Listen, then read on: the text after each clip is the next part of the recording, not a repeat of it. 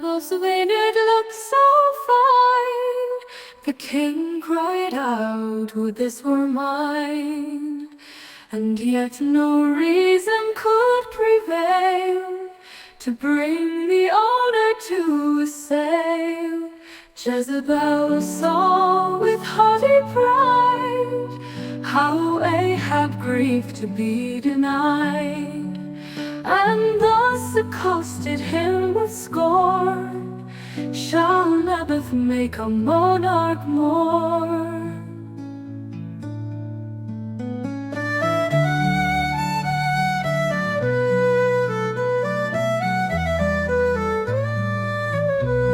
A king, and weep, the ground's your own.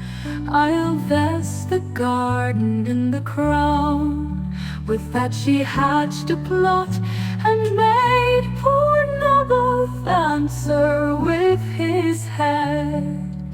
And when his harmless blood was spilled, the ground became his forfeit guilt. Jezebel saw with haughty pride how Ahab grieved to be denied, and thus accosted him with scorn, shall Naboth make a monarch more? A king, and weep, the ground's your own. I'll vest the garden in the crown. With that she hatched a plot, and made poor Naboth answer with his head. And when his harmless blood was spilled, the ground became his forfeit guilt.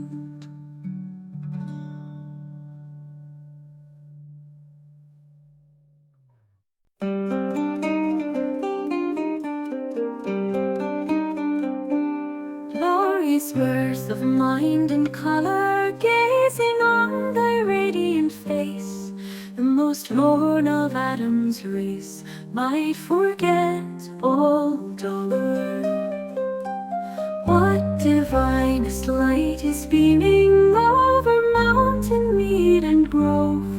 That blue noontide sky above seems asleep and dreaming. Rich Italia's wild birds warble in the foliage of those trees. I can trace thee, Veronese, in these rocks of marble. Yet no mark I not where quiver the sun's rays on yonder stream. Only a pussin's self could dream such a sun and river. What bold imagining stony valley and fair bower of eglantine! Here I see the black ravine, there the lilied alley. This is some rare clime so old and peopled not by men but fays, some lone land of Jenny days, storyful and golden. Oh, for magic power to wander one bright year through such a land, might I even warn our stand on the blessed hills yonder. But what's by eye? Oh, by noonlight 'tis the same, the pillared tower. I have oft passed thrice an hour, twilight, sunlight, moonlight.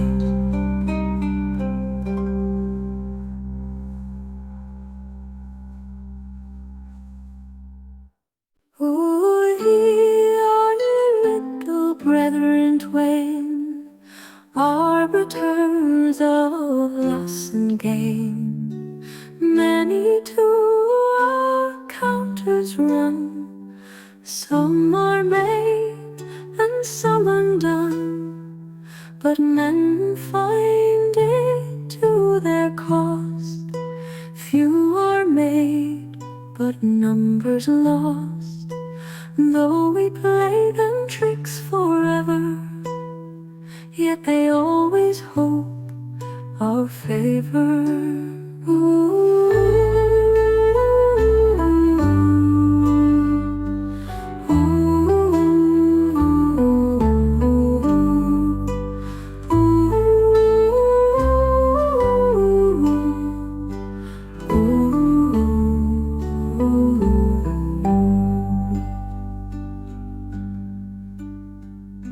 Many to our counters run, some are made and some undone, but men find it to their cost.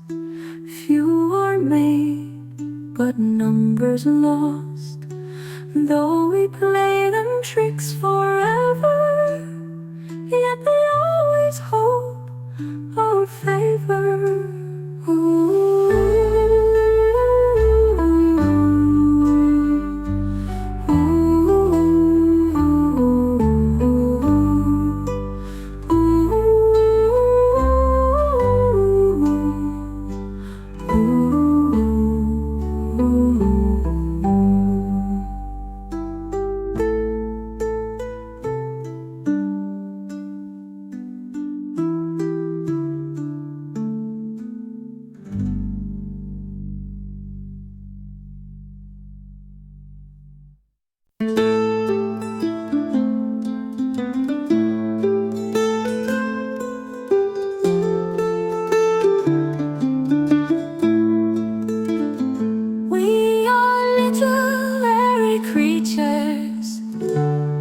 Different voice and features.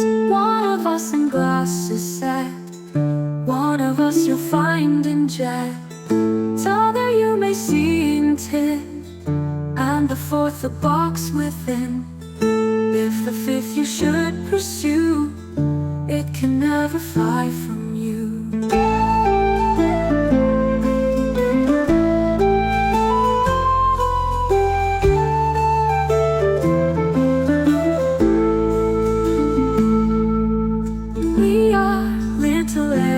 Creatures, all of different voice and features.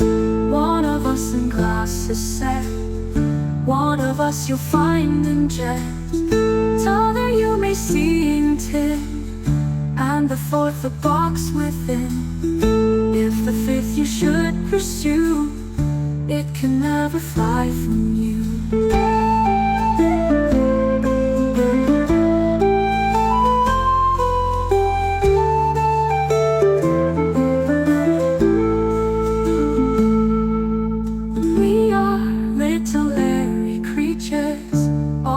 Different voice and features.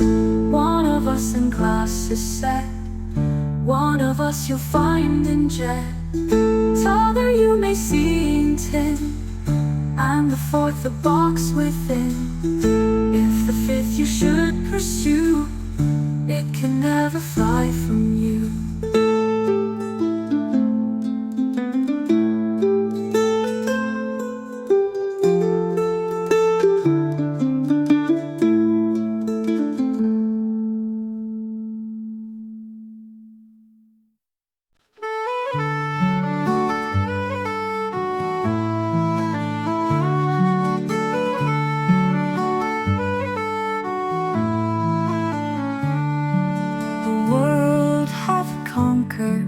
The wind had scattered like dust. Alexander Feather and all that share their sway.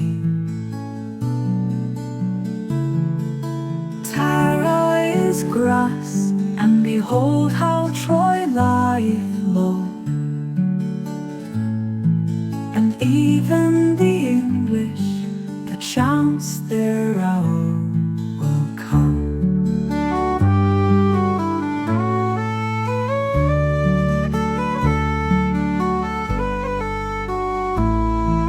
The world hath conquered, the wind hath scattered like dust.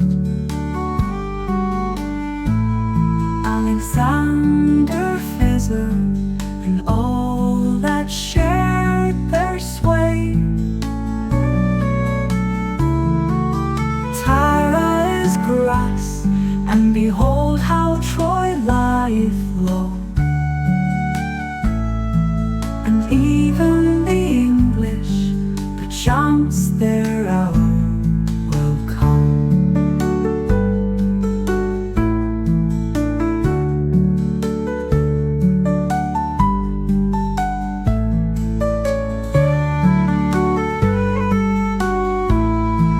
And even the English, perchance their hour will come.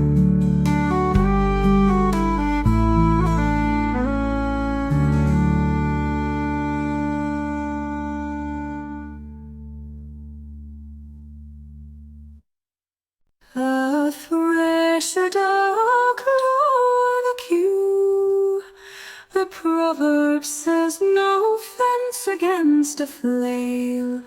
From threshing corn he turns to thresh his brains, for which Herman, how it turns to grains.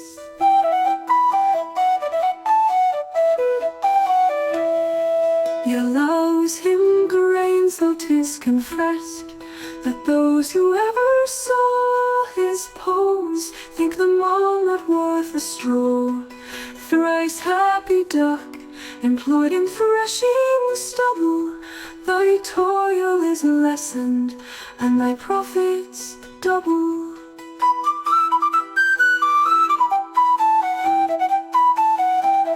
Though 'tis confessed that those who ever saw his poems think them all not worth a straw. Thrice happy duck, employed in threshing stubble, thy toil is lessened, and thy profits double.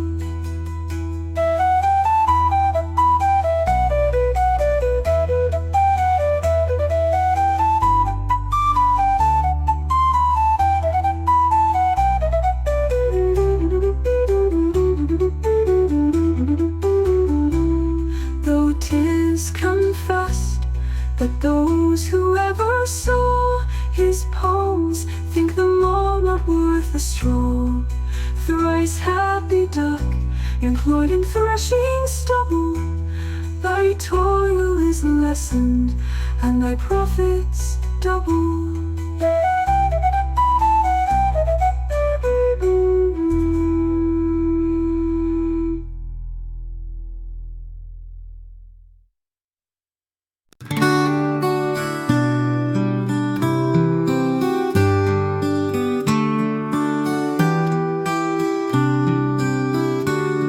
The silver trumpets rang across the dome. The people knelt upon the ground with awe, and borne upon the necks of men I saw, like some great god, the holy Lord of Rome.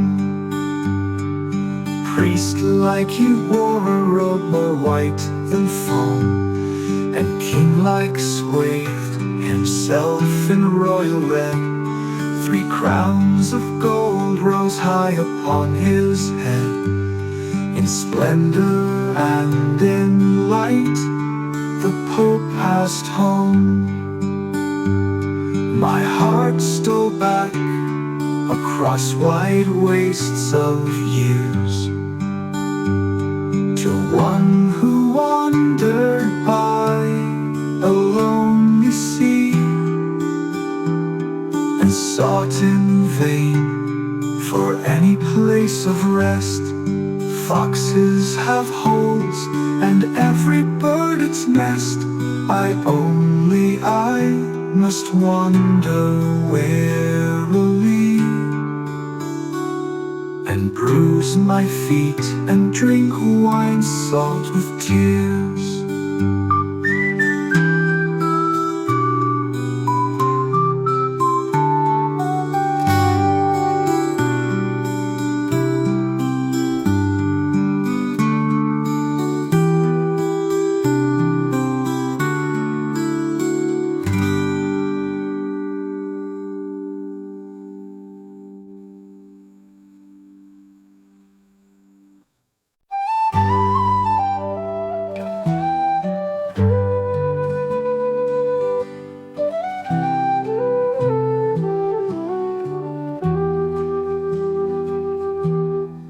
Grimly it frowned when first with shuddering mind we saw the far-famed cavern's darkling moon.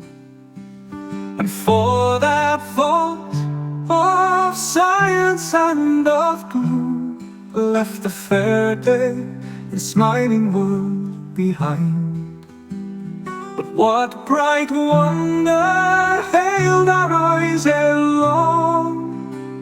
The crystal well, the starry curtains dome, the sparkling shafts that propped the caverned home, and vaults that turned the homeless sounds to song. All this I thought is sure a symbol plain of that undreaded death, the holy dire, stern at the first, withering to the view. But past that gate of darkness and of pain, what scenes of your imagined rapture lie, which with Elysian wealth and splendor ever knew.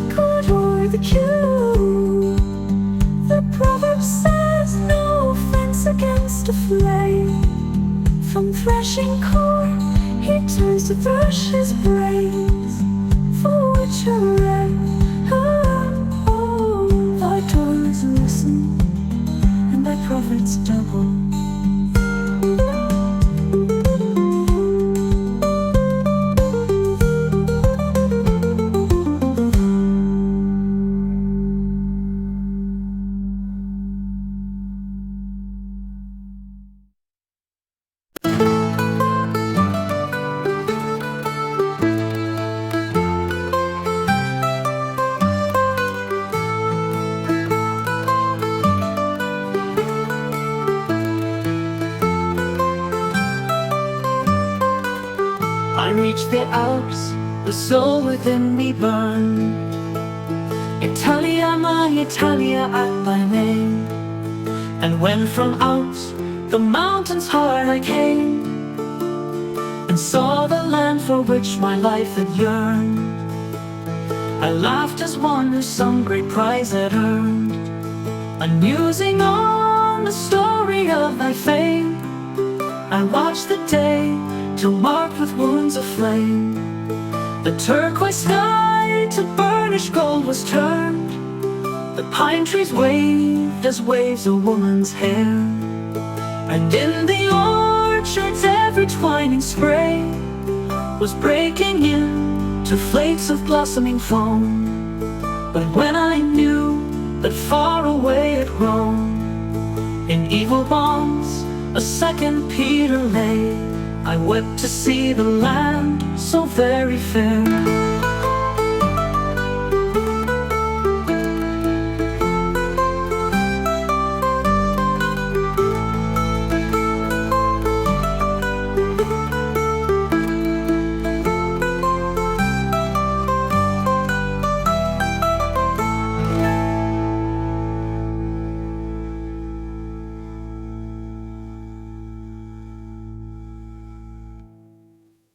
All folks who pretend to religion and grace allow that there's a hell, but dispute of the place.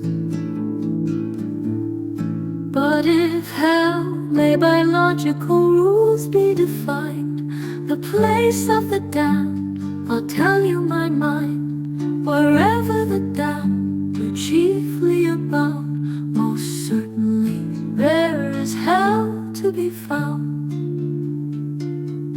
Damned poets, damned critics, damned blockheads, damned knaves, damned senators' bribed, damned prostitute slaves, damned lawyers and judges, damned lords and damned squires, damned spies and informers, damned friends and damned liars, damned villains corrupted in every station, damned time-serving priests all over the nation. And into the bargain I'll readily give you damned ignorant prelates and counselors privy. Then let us no longer by parsons be flagged, for we know by these marks the place of the damned. And hell, to be sure, is a Paris or Rome. How happy for us that it is not at home.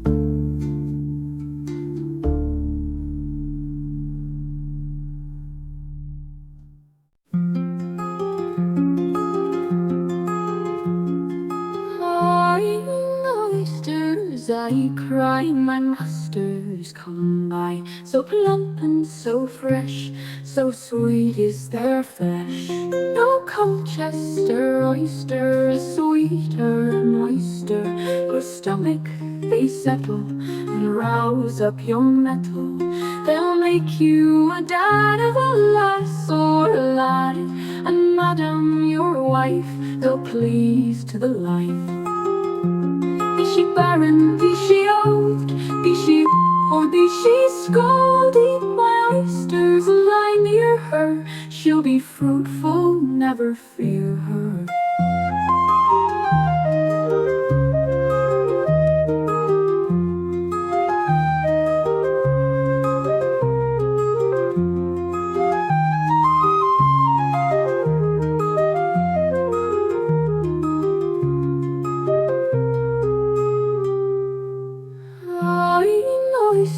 I cry, my masters come by, so plump and so fresh, so sweet is their flesh. No Colchester oyster is sweeter and moister. Your stomach they settle and rouse up your mettle. They'll make you a dad of a lass or a lad, and madam your wife they'll please to the life. Be she barren, be she old, be she or be she scold, eat my oysters, lie near her, she'll be fruitful, never fear her.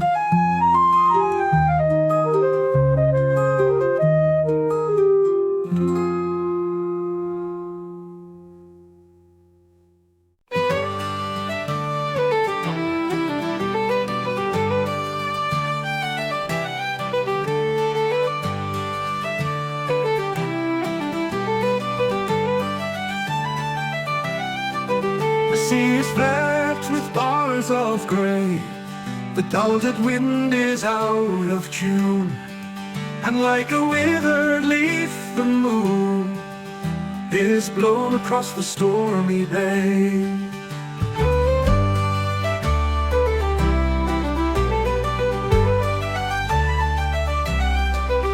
Etched clear upon the pallid sand lies the black boat a sailor boy, clambers aboard in careless joy, with laughing face and gleaming hand.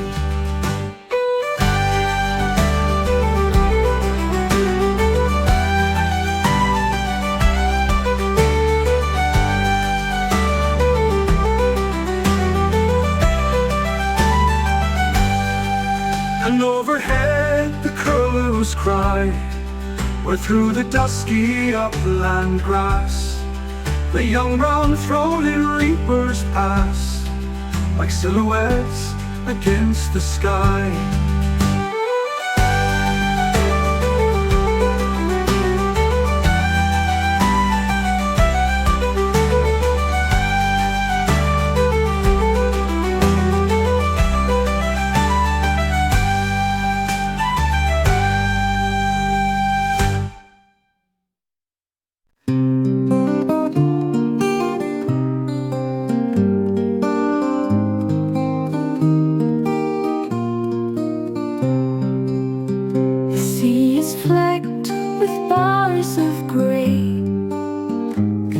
Dead wind is out of tune, and like a withered leaf the moon is blown across the stormy bay.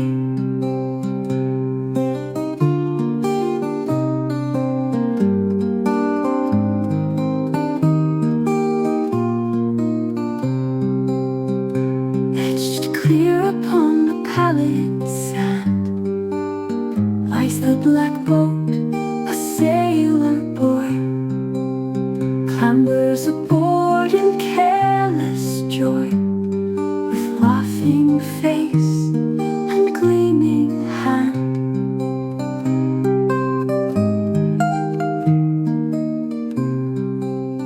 And overhead the curlews cry, where through the dusky upland grass brown-throated reapers pass, like silhouettes against the sky.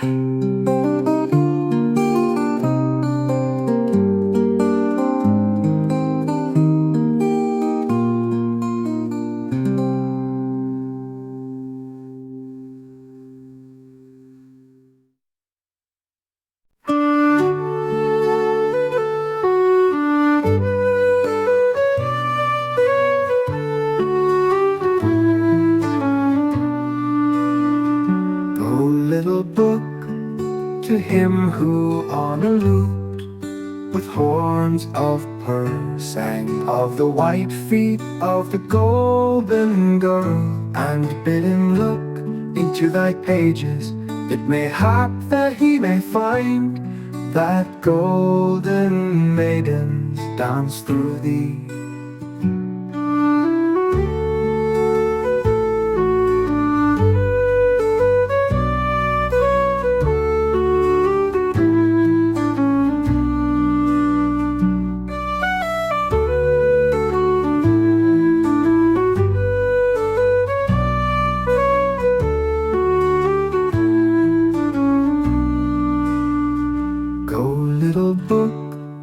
To him who on a lute with horns of pearl sang of the white feet of the golden girl, and bid him look into thy pages, it may hap that he may find that golden maidens dance through thee.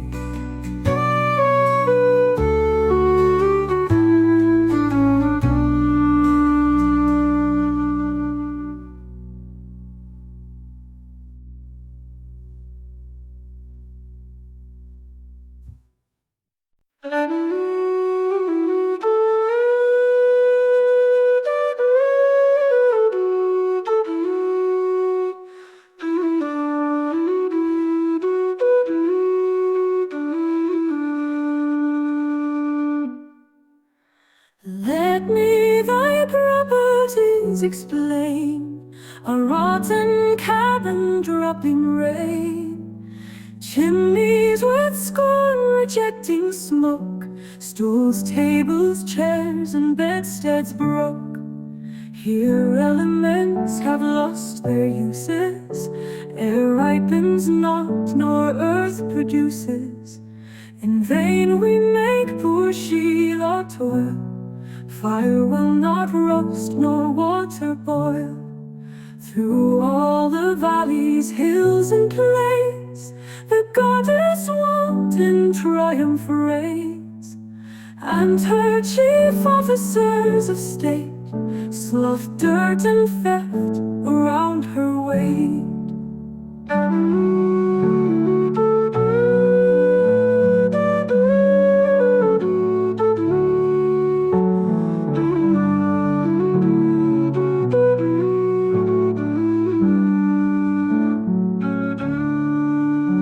And her chief officers of state sloughed dirt and theft around her way.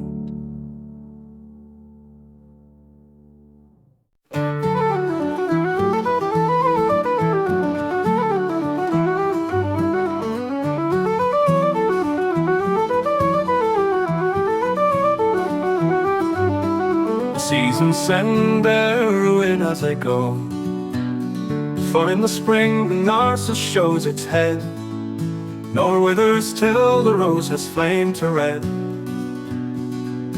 And in the autumn purple violets blow, and the slim crocus stirs the winter snow. Wherefore yon leafless trees will bloom again, and this grey land grow green with summer rain. And send up cowslips for some boy to mow. But what of life whose bitter hungry sea flows at our heels in gloom of sunless night, covers the days which never more return, ambition, love, and all the thoughts that burn, we lose too soon and only find delight in withered husks of some dead memory.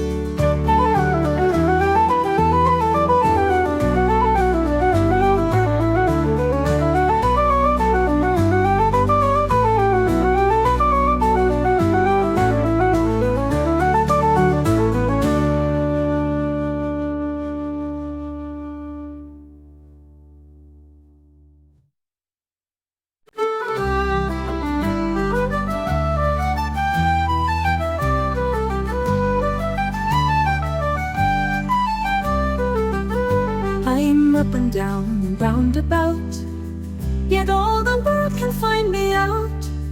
Though hundreds have employed their leisure, they never yet could find my measure.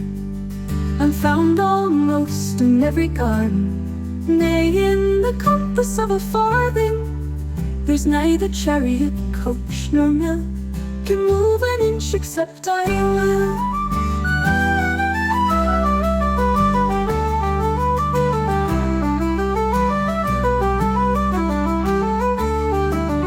I'm up and down and round about, yet all the world can find me out. Though hundreds have employed their leisure, they never yet could find my measure. I'm found almost in every garden, nay, in the compass of a farthing. There's neither chariot, coach, nor mill can move an inch except I will.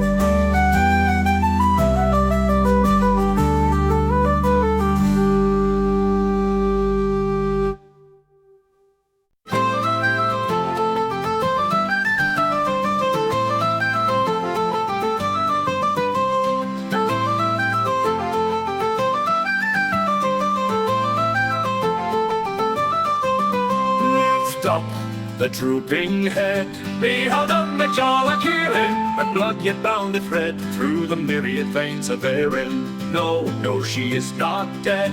Behold a Majala Kieran. Lo, she redeems the lost years of bygone ages. New glory beams henceforth on her history's pages. Her long penitential night of sorrow yields at length before the rending morrow.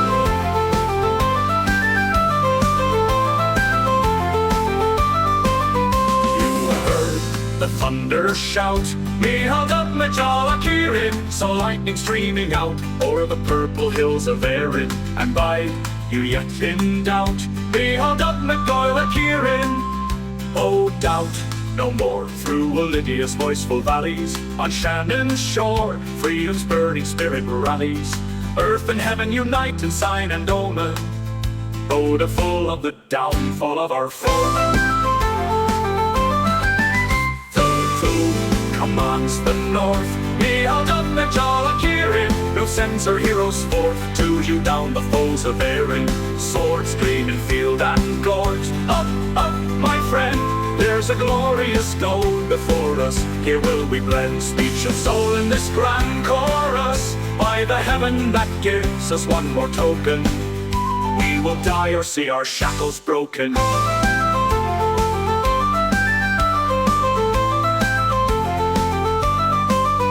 Charles leads the Grampian hills, behold up Majala Kieran. Charles' appeal yet thrills like a clarion blast through Erin. Charles, he whose image fills thy soul to Majala Kieran. 10,000 strong, his clans move in brilliant order, sure that ere long he will march them o'er the border, while the dark-haired daughters of the Highlands crown with griefs the monarch of 3 islands. Fill in the ale cup high, behold up Majala Kieran. Fill, the bright hour is nigh, that shall give her own to Erin. Those who so sadly sigh, even as you, Majala Kieran, henceforth shall see Harco, Heathery Hill and Delcombe shouts for the King. Welcome our deliverer, welcome thousands this glad night. Ere turning bedward, will with us drink victory to Charles Edward.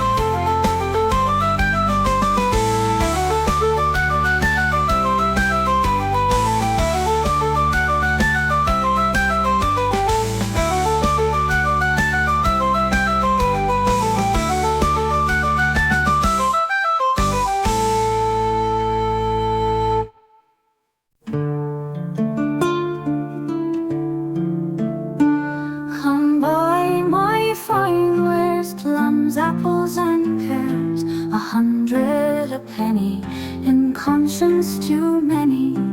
Come, will you have any? My children are 7, I wish them in heaven. My husband's a sot, with his pipe and his pot.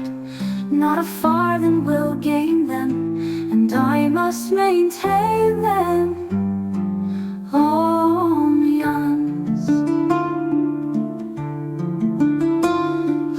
Follow me by the smell. Here are delicate onions to sell. I promise to use you well. They make the blood warmer. You'll feed like a farmer, for this is every cook's opinion. No savory dish without an onion. But lest your kissing should be spoiled, your onions must be thoroughly boiled, or else you may spare your mistress a share. The secret will never be known. She cannot discover the breath of her lover, but think it as sweet as her own. Be not sparing,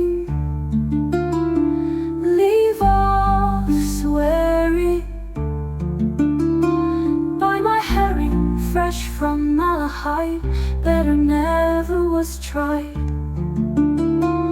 Come eat them with pure, fresh butter and mustard. Their bellies are soft and as white as a custard. Come 6pence a dozen to get me some bread, or like my own herrings, I soon shall be dead.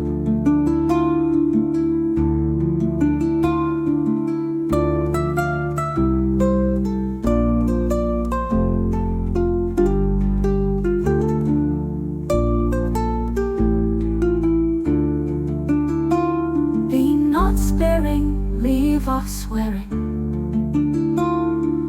Buy my herring fresh from Malahide, better never was tried.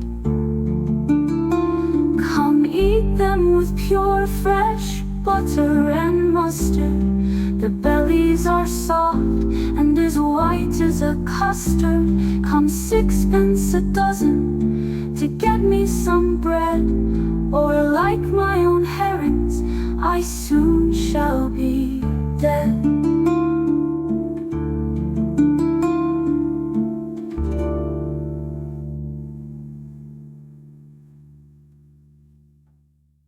Ever reading, never cloying, all devouring, all destroying, never finding full repast till I eat the world at last, at last.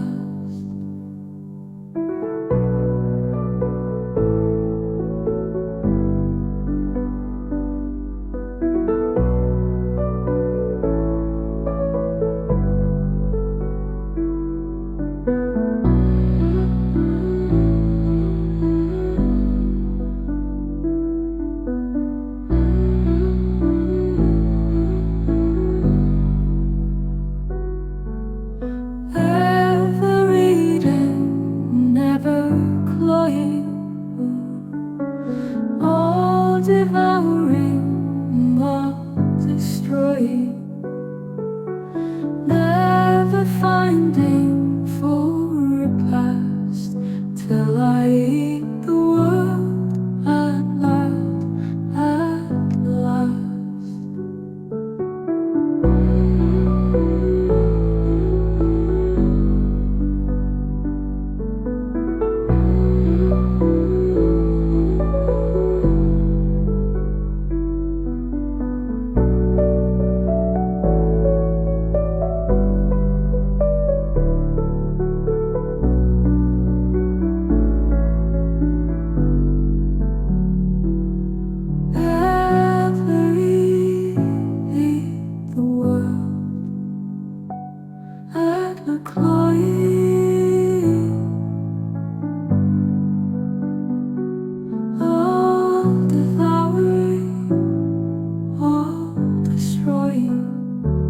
Never finding full repast till I eat the world at last, at last.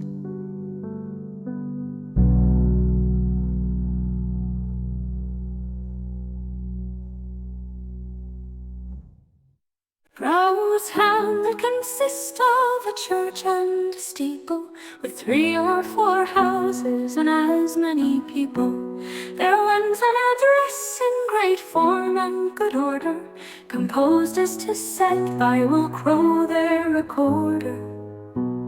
And thus it began to an excellent tune. Forgive us, good madam, but we did not assume, as the rest of the cities and towns of this nation, wish your majesty joy on this glorious occasion. Not that we're less hearty or loyal than others, but having a great many sisters and brothers, our burrowing riches and years far exceeding, we let them speak first to show our good breeding. We have heard with much transport and great satisfaction of the victory obtained in the late famous action, when the field was so warm that it soon grew too hot for the French and Bavarians, who had all gone to pot. But that they thought best in great haste to retire and leap into the water for fear of the fire. But says the good river, ye fools, play confound ye. Do ye think to swim through me, and that I'll not drown ye, who have ravished and murdered and played such damned pranks, and trod down the grass on my much injured banks? Then swelling with anger and rage to the brink, he gave the poor monsieur his last draught of drink. So it plainly appears they were very well bound, and that some may be drowned who deserve to be hanged. Great Marlborough well pushed, 'twas a well pushed indeed. Oh, how we adored because you succeed.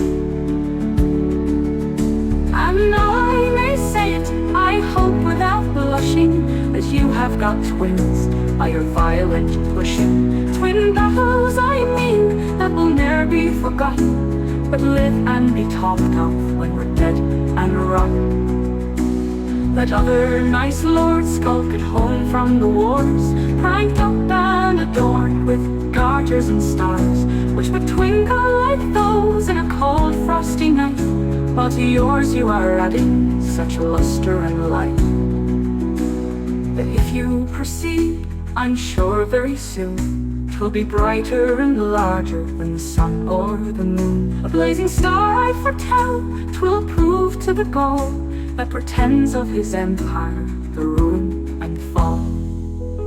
Now God bless your majesty and our Lord Morrow, and send him in safety and health to his burrow.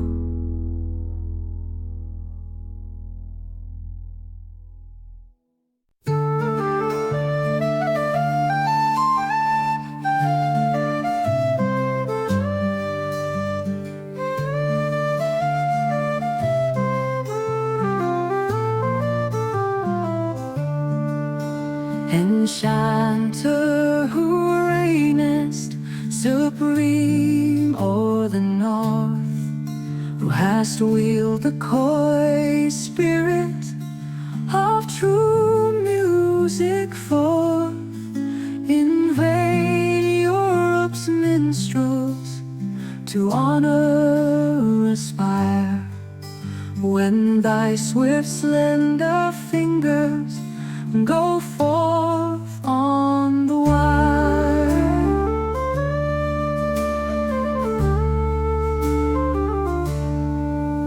There is no heart's desire can be felt by a king that thy hand cannot match, from the soul of the string, by its conquering, capturing, magical sway.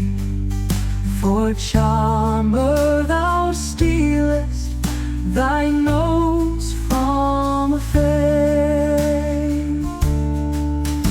Enchanter, I say, for thy magical skill can soothe every sorrow and heal every ill.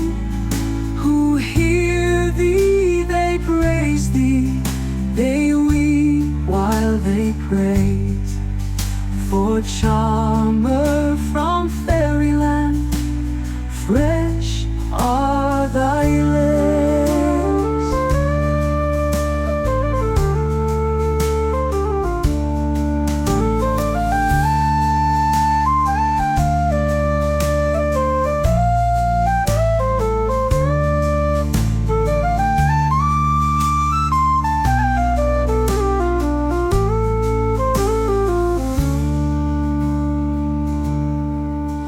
Enchanter, I say, for thy magical skill can soothe every sorrow and heal every ill. Who hear thee, they praise thee, they weep while they praise. For charmer from fairyland, fresh are thy lips.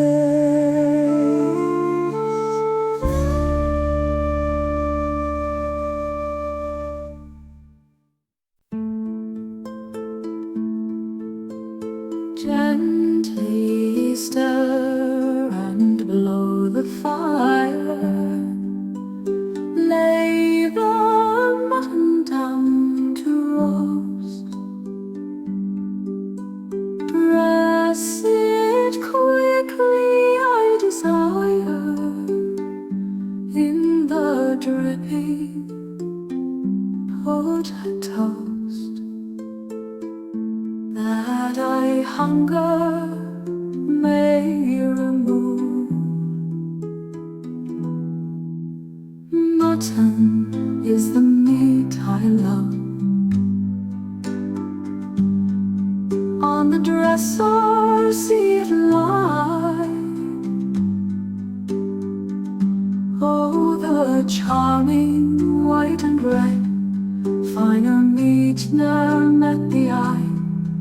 On the sweetest grass it fed. Let the jack go swiftly round. Let me have it nice and brown. On the table spread the cloth.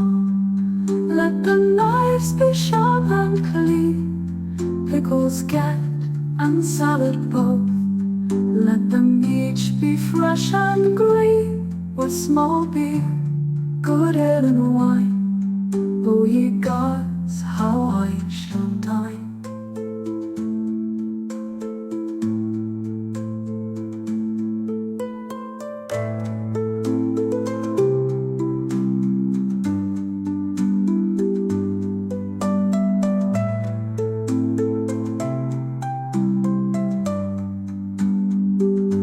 Oh, the charming white and red, finer meat ne'er met the eye.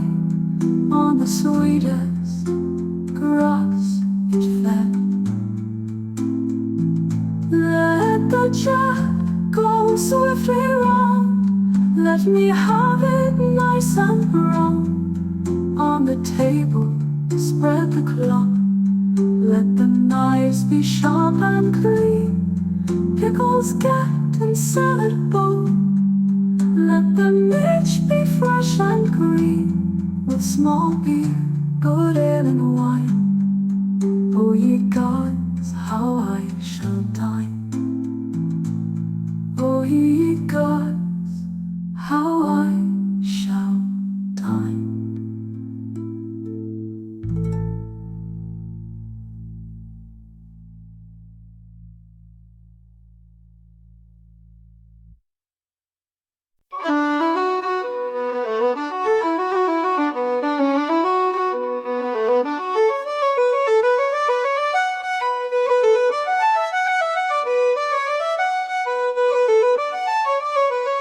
Let me thy properties explain. A rotten cabin dropping rain, chimneys with scorn rejecting smoke, stools, tables, chairs, and bedsteads broke.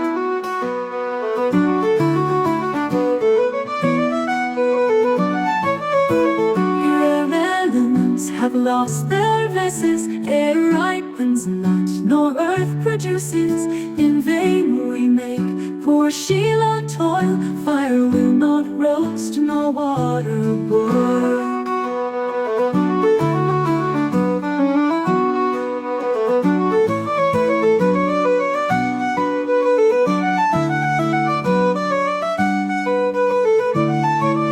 Through all the valleys, hills, and plains, the goddess wont in triumph reigns, and her chief officers of state sloth, dirt, and theft around her way.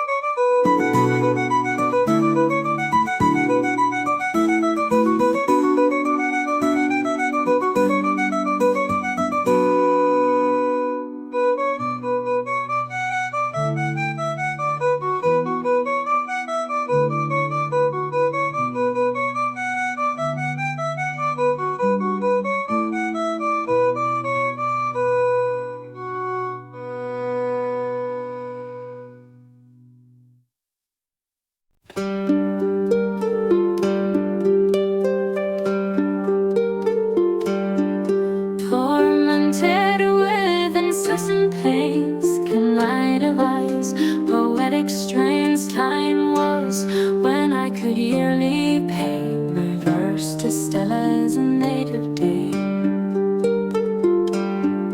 But now, unable grown to write, I grieve she ever saw the light. Ungrateful, since to her I owe that I these pains can undergo. She tends me like an humble slave, and when indecently I rave, when out my brutish passions break, with gall in every word I speak, she with soft speech my anguish cheers, or melts my passions down with tears.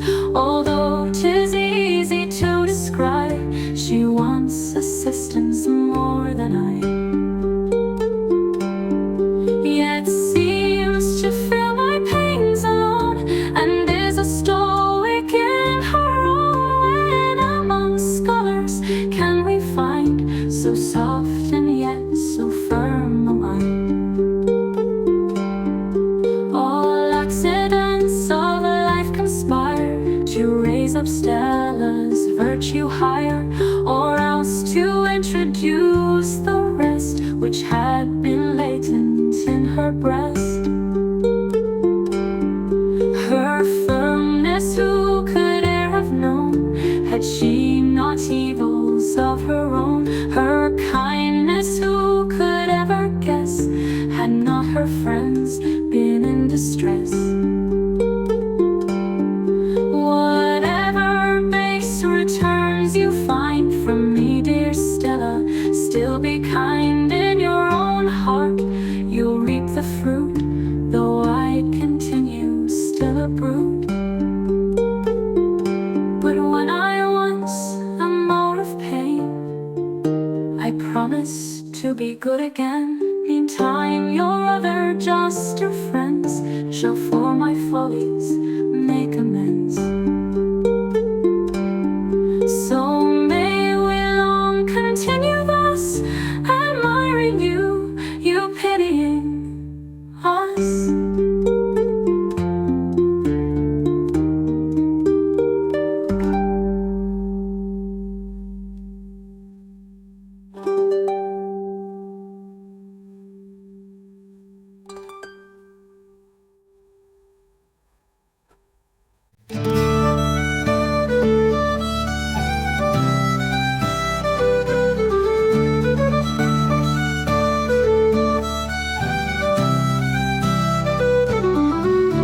How soft is the moon on Glengarriff, the rocks seem to melt with the light.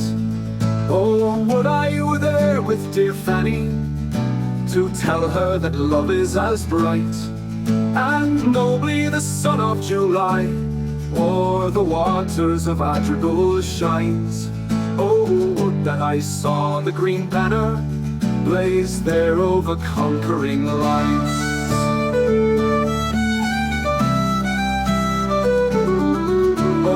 Love is more fair than the moonlight, and glory more grand than the sun, and there is no rest for a brave heart till its bride and its laurels are won. But next to the burst of our banner and the smile of dear Fanny I crave the moon on the rocks of Glengarriff, the sun upon Adrigal's wave.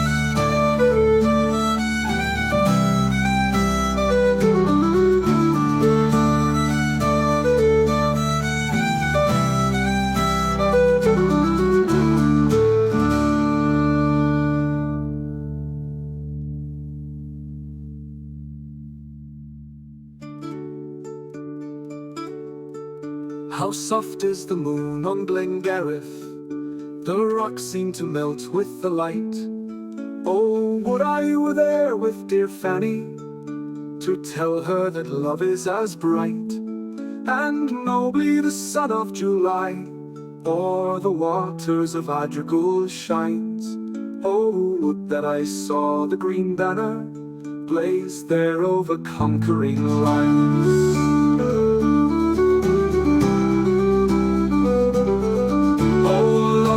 more fair than the moonlight, and glory more grand than the sun.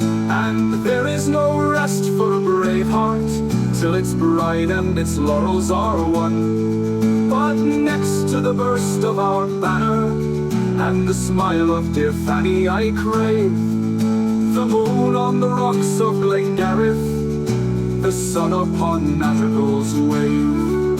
But next to the burst of our banner and the smile of dear Fanny I crave the moon on the rocks of Glengarriff, the sun upon Madrigal's wave.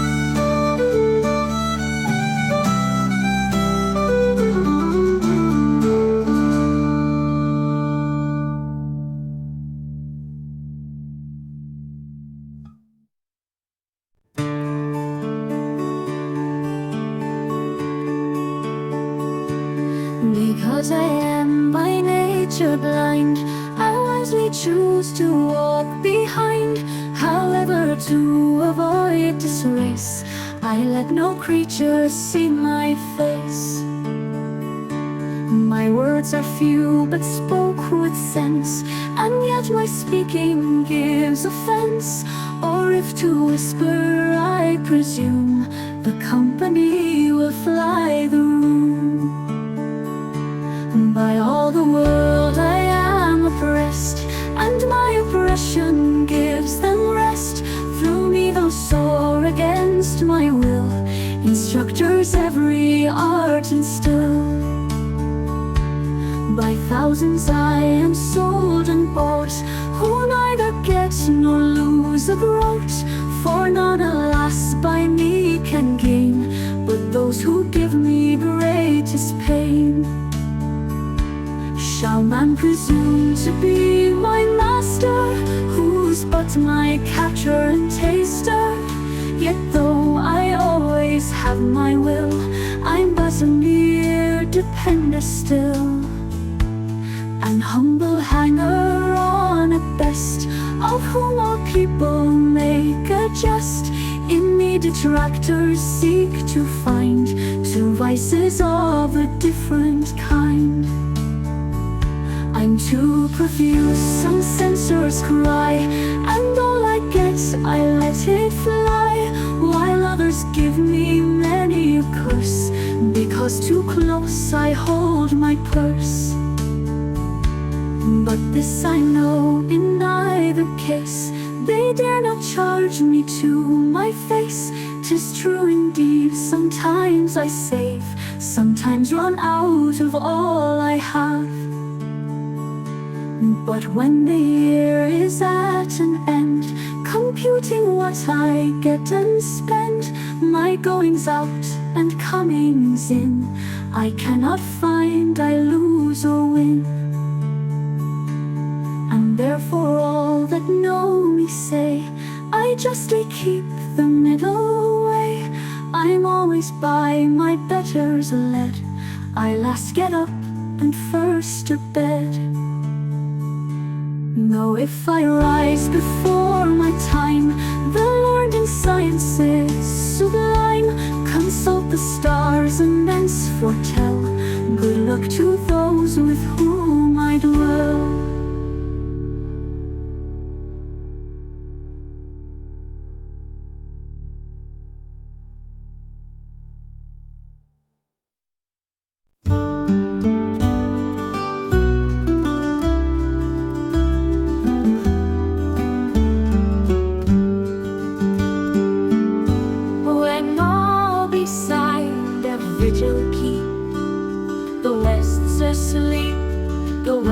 Asleep, alas, unwell, may head and weep.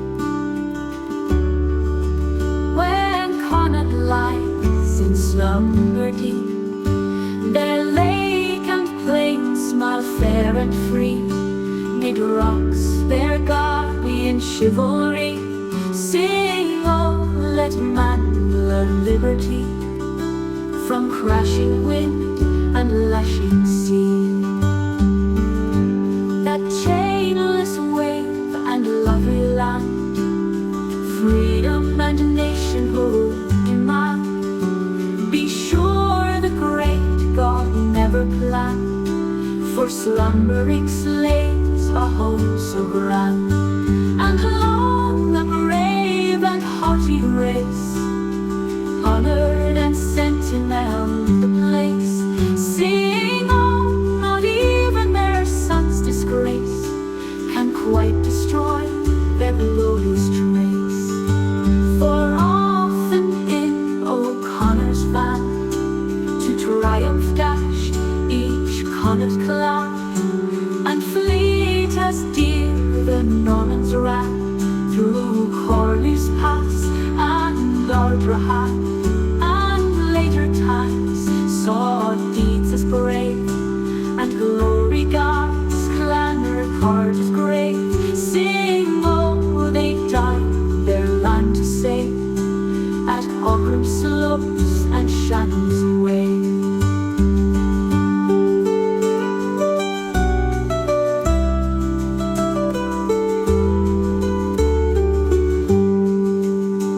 And if when all a vigil keep, the West's asleep, the West's asleep, alas and well may Erin weep, bad Connaught lies in slumber deep.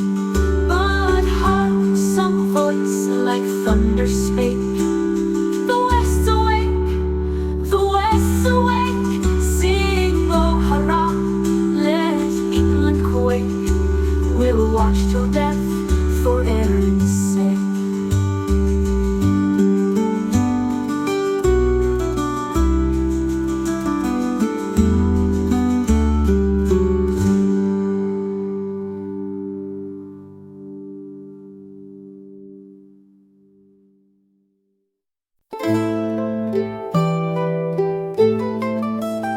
Never sleeping, still awake, pleasing most when most I speak, the delight of old and young, though I speak without a tongue. Naught but one thing can confound me, many voices joining round me. Then I fret and rave and gabble like the laborers of Babel. Now I am a dog or cow, I can bark or I can low, I can bleat or I can sing like the warblers of the spring. Let the lovesick bard complain, and I mourn the cruel pain. Let the happy swain rejoice, and I join my helping voice.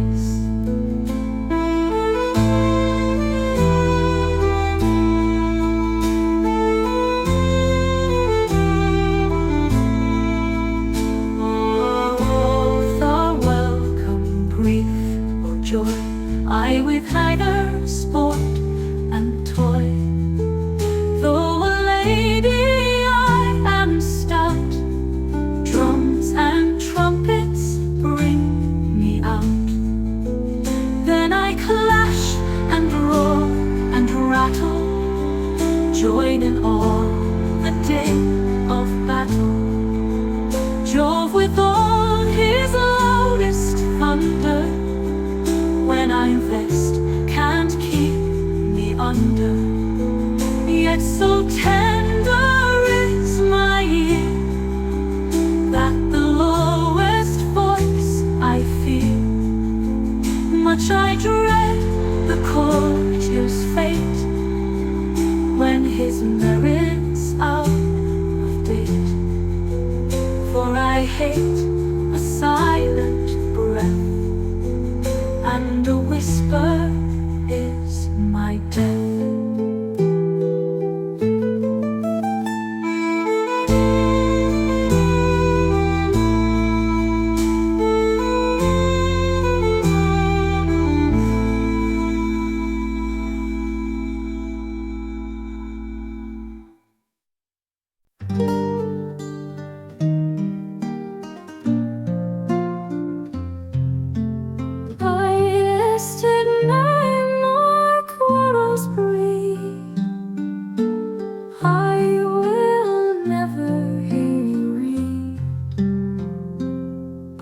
disputing, I will never to convince you once and ever. When a paradox you stick to, I will never contradict you. When I talk and you are heedless, I will show no anger needless. When your speeches are absurd, I will ne'er reject a word. When you furious argue wrong, I will grieve and hold my tongue. Not a jest or humorous story will I ever tell before you, to be kidding for explaining when you quite mistake the meaning. Nevermore will I suppose you can taste my verse or prose.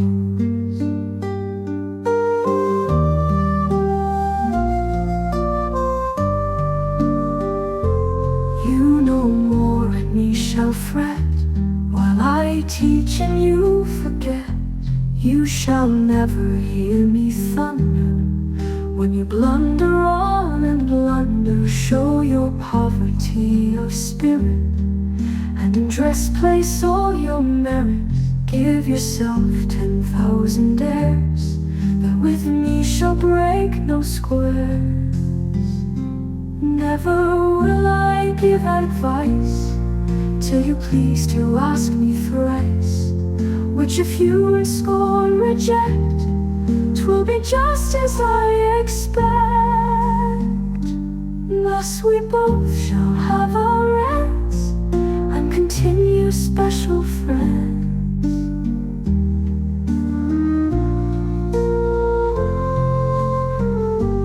Thus we both shall have our ends, and continue special friends.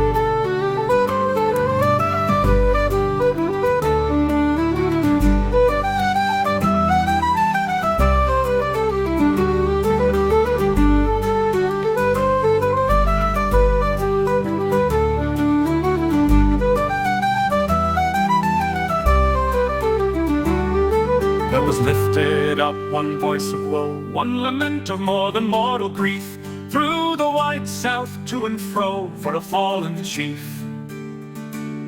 In the dead of night that cry thrilled through me, I looked out upon the midnight air. My own soul was all as gloomy as I knelt in prayer. For laughter that night once, twice, yea thrice, passed a wail of anguish for the brave, that half curled into ice its moon mirroring wave. Then uprose a many-toned wild hymn, and choral swell from Aughra's dark ravine, and Mogili's phantom women mourned the Geraldine.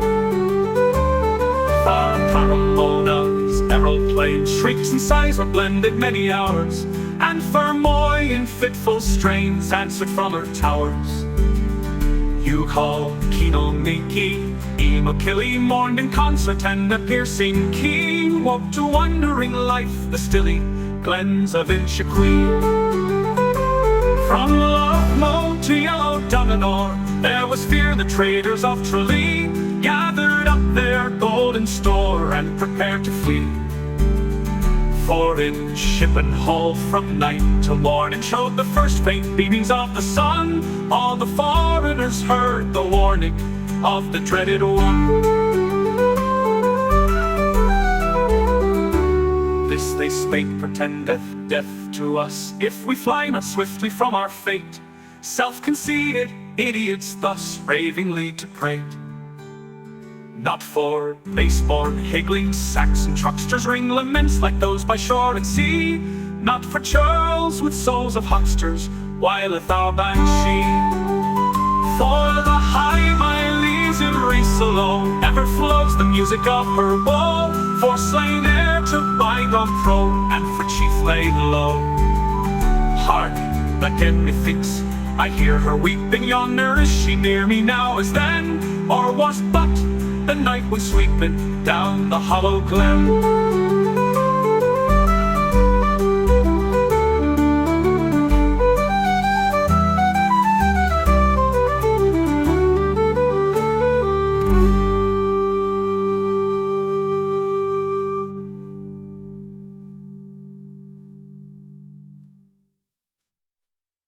And nymph who wrote this in an amorous fit, I cannot but envy the pride of her wit, which thus she will venture profusely to throw on so mean a design and a subject so low.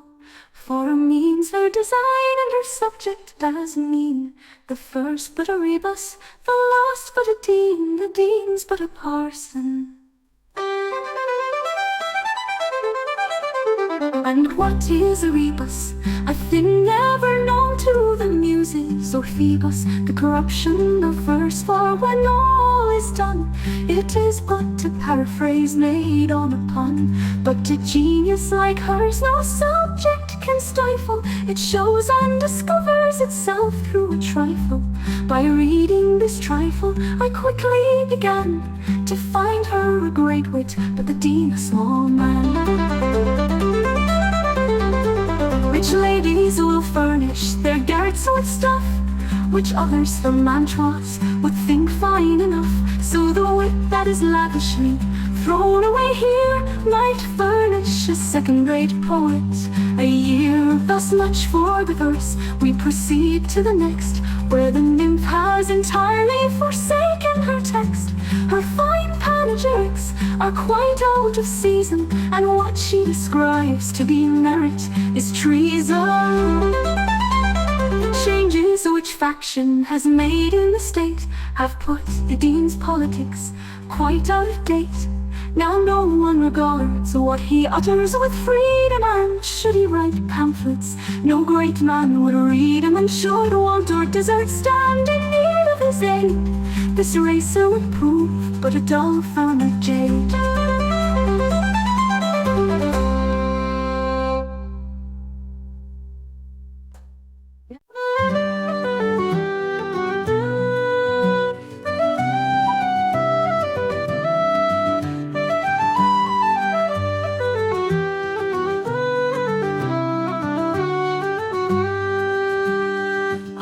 With borrowed silver shine, what you see is none of mine. First I show you but a quarter, like the bow that guards the Tartar, then the half, and then the whole, ever dancing round the pole.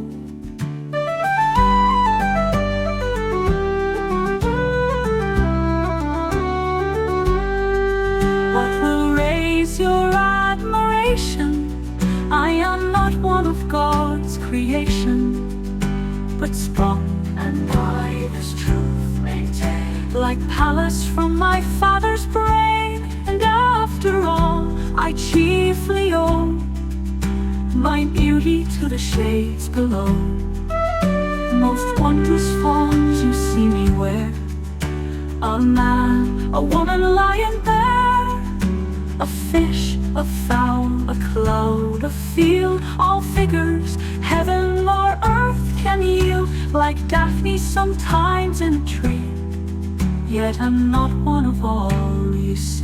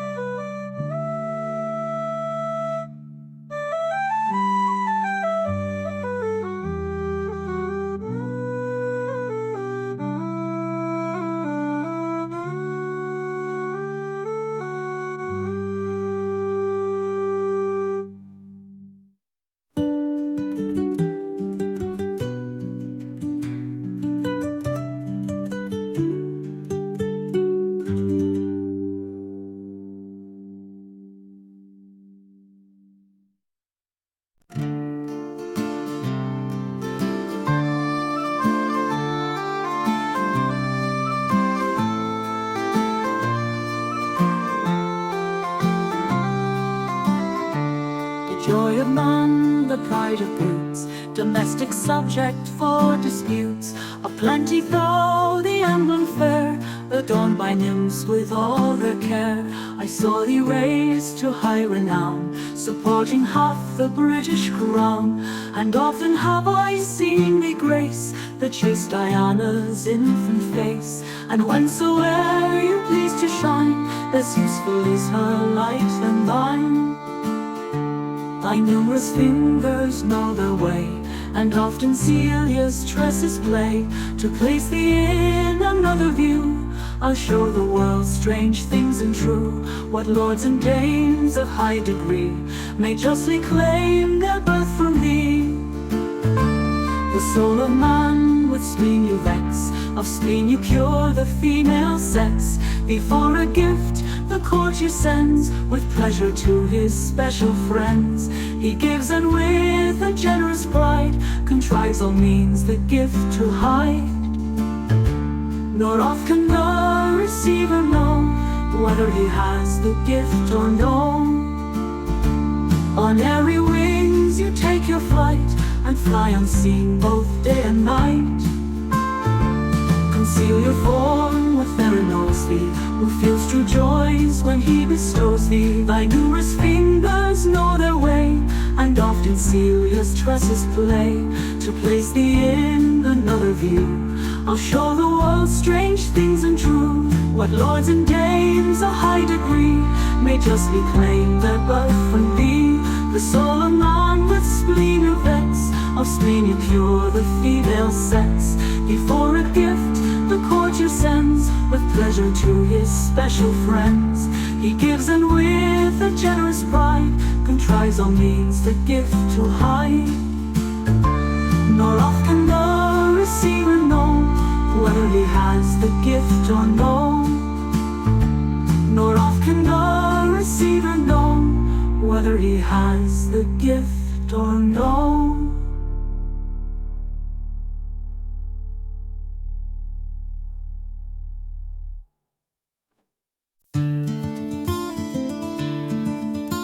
Within the budding grove in April's ear sang every bird his best.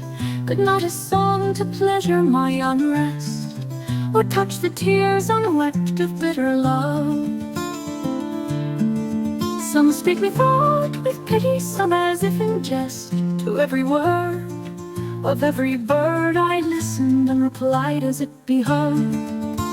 Screamed each a finch, sweet, sweet, sweet, pretty lovey, come and meet me here. Chaffinch, quoth I, be dumb a while in fear. Thy darling prove no better than a cheat, and never come or fly when wintry days appear. Yet from a twig with voice so big, the little fowl his utterance did repeat. Then I, the man forlorn, hears earth send up a foolish noise aloft. And what'll he do, scoff the blackbird standing in an ancient thorn. Then spread his sooty wings and flitted to the croft. With cackling laugh, whom I, being half enraged, called after, giving back his scorn. Worse mocked the thrush, die, die, oh, could he do it, nay. Be quick, here, where, take heed, then why, see now, back, run away. Oh, thrush, be still, or at thy will, seek some less sad interpreter than I. Air, blue air and white, whither I flee, whither I flee. Thus the lark hurried mountain from the lea. Hills, countries, many waters glittering bright, whither I see, deeper, whither I see. Galar, I said, the song that's bred in happy nest may well to heaven make flight. There's something sad I half remember, piped a broken strain, while some sweet robin sung again, Spring's opening cheerily, cheerily be we glad, which moved I wist not why, me melancholy mad, till now grown meek, with wetted cheek, most comforting and gentle thoughts I had.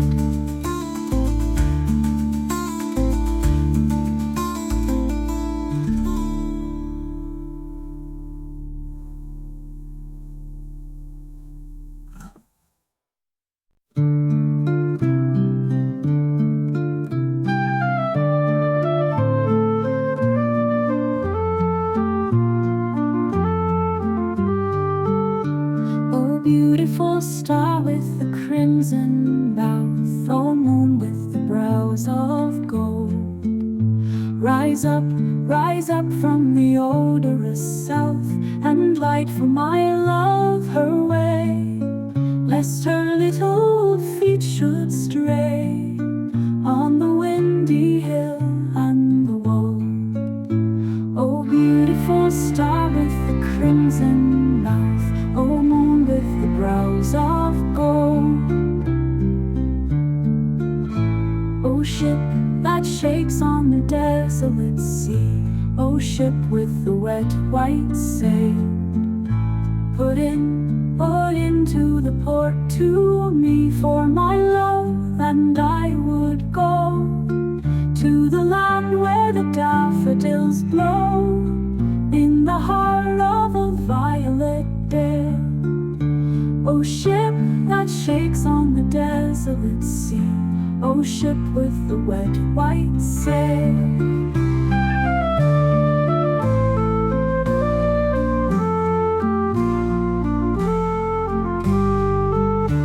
O rapturous bird with the low sweet note, O bird that sits on the spray, sing on from your soft brown throat, and my love in her little bed will listen and lift her head from the pillow and come my way.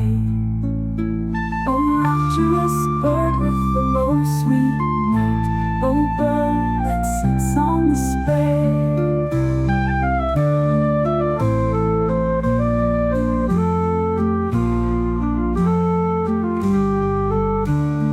Blossom that hangs in the tremulous air, O blossom with lips of snow, come down for my love to where you will die on her head in a crown. You will die in a fold of her gown, to her little light heart you will go. O blossom that hangs in the tremulous air, O blossom with lips of snow.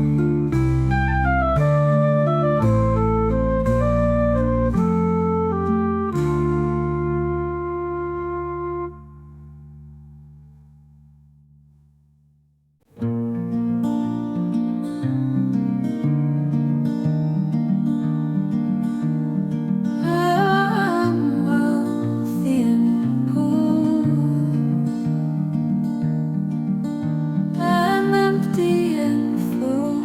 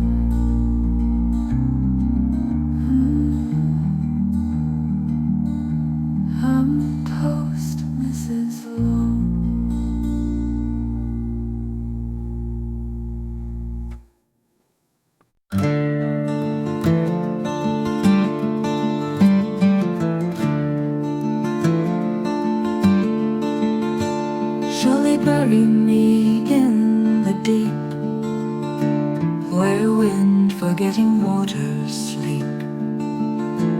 Shall they dig a grave for me under the greenwood tree, or on the wild heath with a wilder breath of the storm doth blow? Oh no, oh no. Shall they bury me in the palace tombs, or under the sod of cathedral domes? Sweet 'twere to lie on Italy's shore, yet not there nor in Greece, though I love it more in the wolf or the vulture. My grave shall I find? Shall my ashes career on the world-seeing wind? Shall they fling my corpse in the battle mound, where coffinless thousands lie under the ground, just as the fallen are buried so? Oh no, oh no.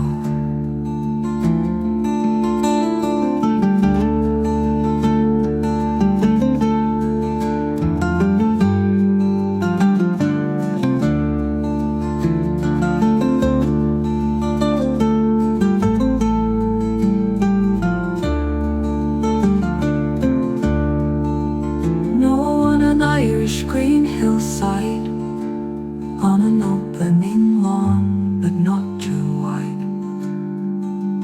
For I love the drip of the wetted trees. I love not the gales, but a gentle breeze to freshen the turf. Put no tombstone there, but green sods decked with daisies fair, nor sods too deep, but so that the dew, the matted grass roots, may trickle through. Be my epitaph writ on my country's mind. He served his country, loved his kind. Oh, 'twere merry unto the grave to go, if one were sure to be buried so.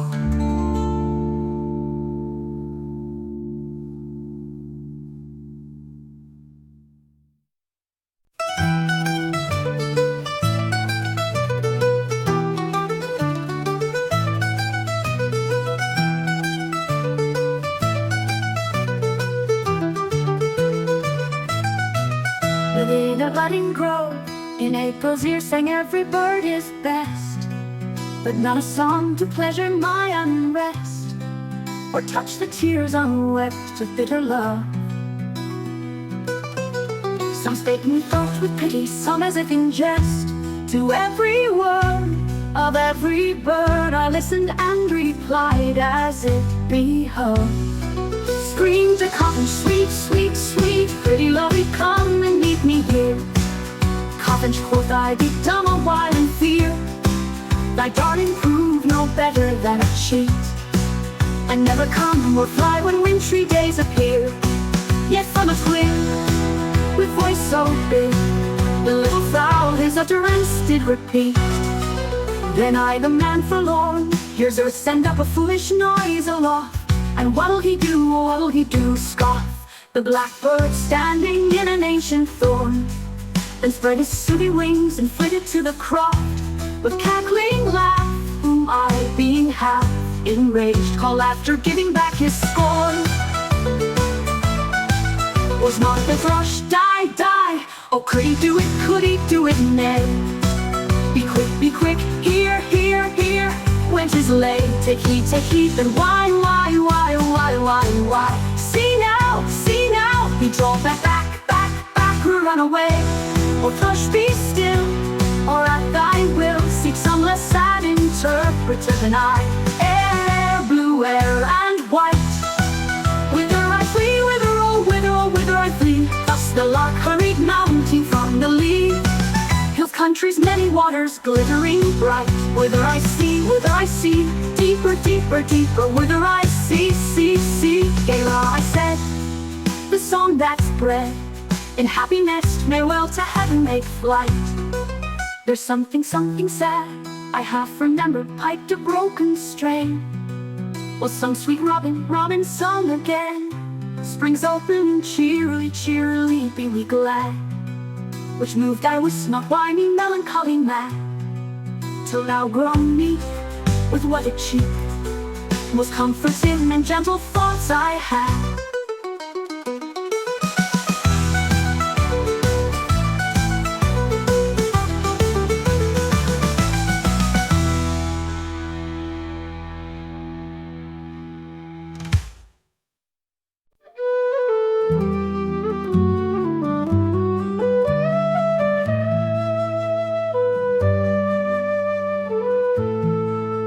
When boyhood's fire was in my blood, I read of ancient freemen for Greece and Rome who bravely stood, 300 men and 3 men. And then I prayed I yet might see our fetters rent in twain, and Ireland long a province be, a nation once again.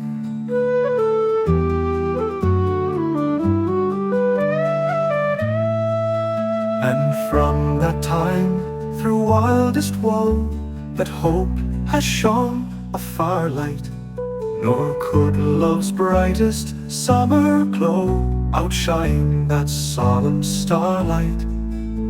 It seemed to watch above my head in forum, field and fane. Its angel voice sang around my bed, a nation once again.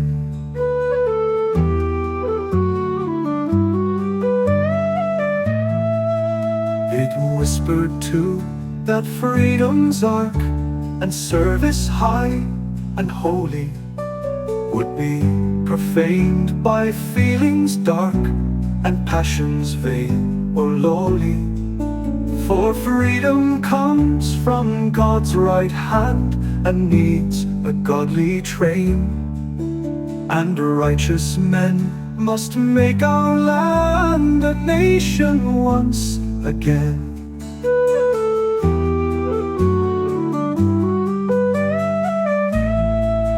So as I grew from boy to man, I bent me to that bidding, my spirit of each selfish plan and cruel passion riding. For thus I hoped someday to aid. Oh, can such hope be in vain, when my dear country shall be made a nation once again?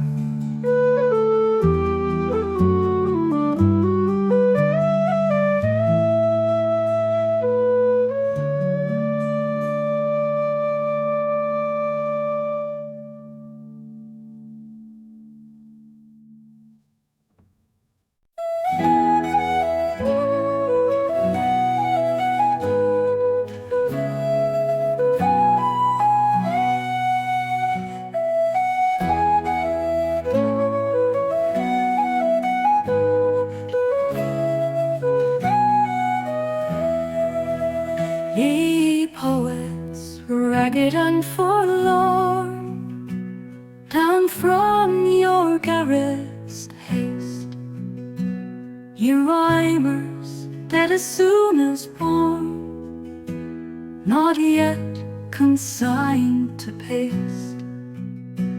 I know a trick to make you thrive. Oh, 'tis a quaint device. Your stillborn poets shall revive and scorn to wrap up spice. Get all your verses printed fair, then let them well be tried. And curl must have a special care to leave the margin wide.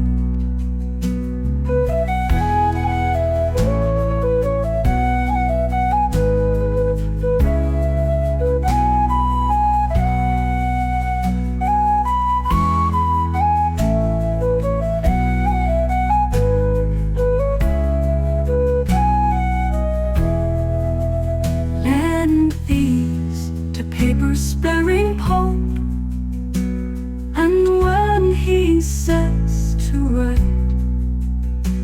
no letter with an envelope could give him more delight. When Pope has filled the margins round, why then recall your loan? Sell them to Co for £50 and swear they are your own.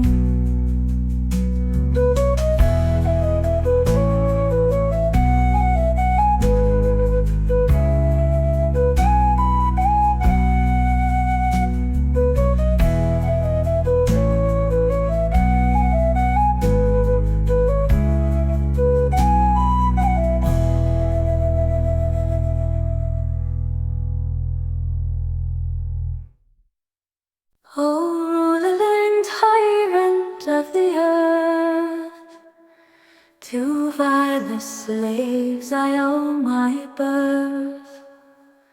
How is the greatest monarch blessed, when in my gaudy livery dressed? No haughty nymph has power to run from me, or my embraces shun. Stabbed to the heart, condemned to flame, my constancy is still the same.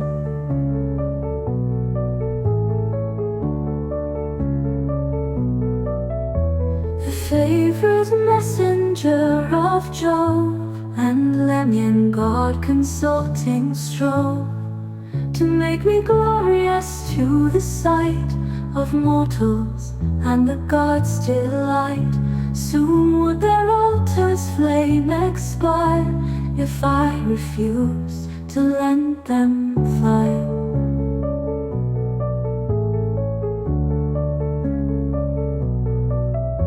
By fate exalted high in place, lo, here I stand with double face.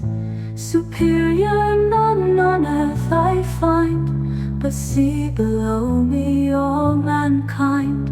Yet as it oft attends the great, I almost sink with my own weight. At every motion undertook, the vulgar all consult my look. I sometimes give advice in writing, but never of my own inditing. I am a courtier in my way, for those who raised me I betray.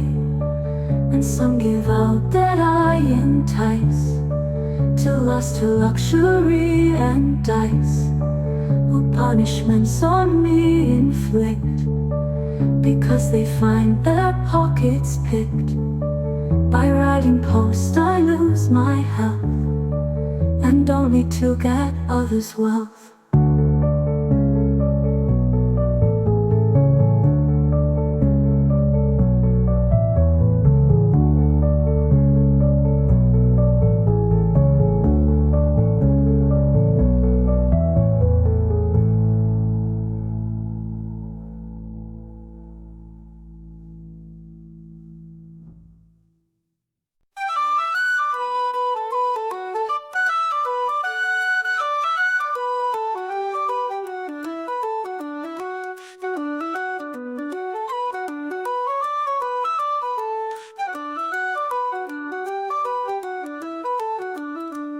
From heaven I fall, though from earth I begin.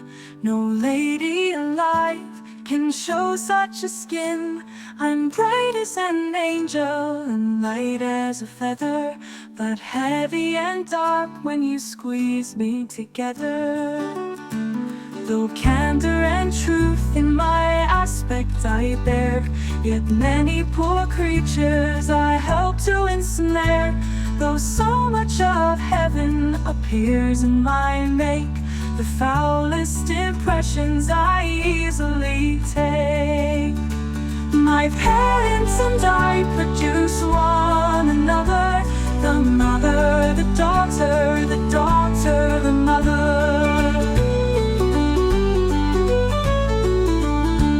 From heaven I fall, though from earth I begin. No lady alive can show such a skin. I'm bright as an angel and light as a feather, but heavy and dark when you squeeze me together.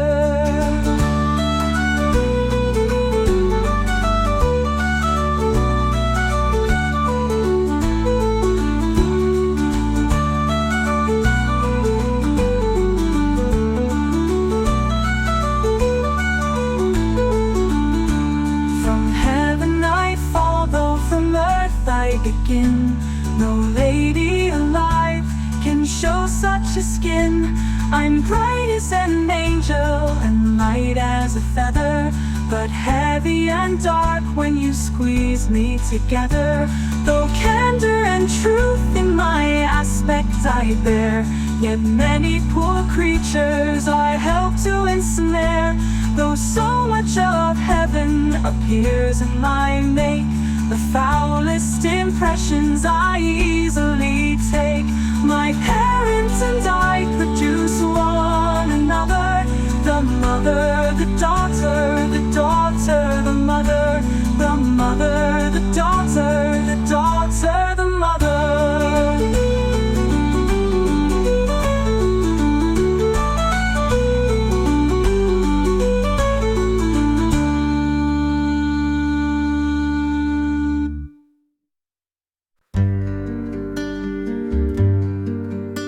When on my bosom thy bright eyes Florinda dart their heavenly beams, I feel not the least love surprise.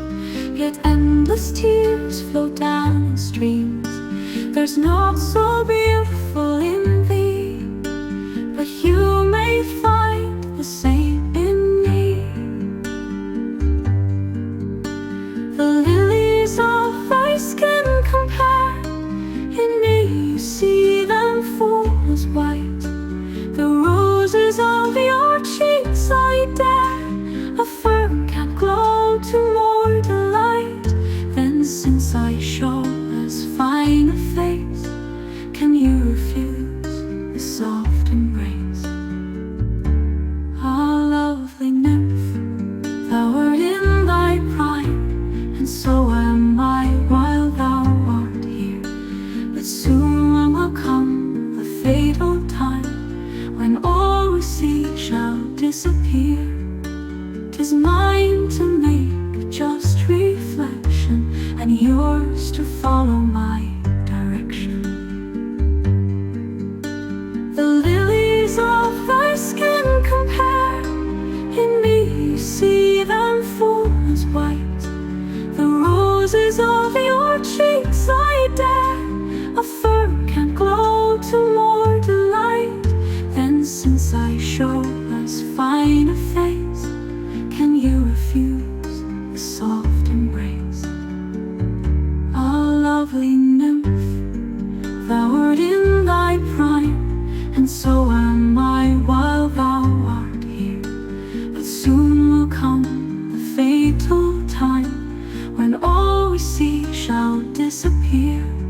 'Tis mine to make a just reflection, and yours to follow my direction. Ah, lovely nymph, thou art in thy prime, and so am I while thou art here. But so am I while thou art here.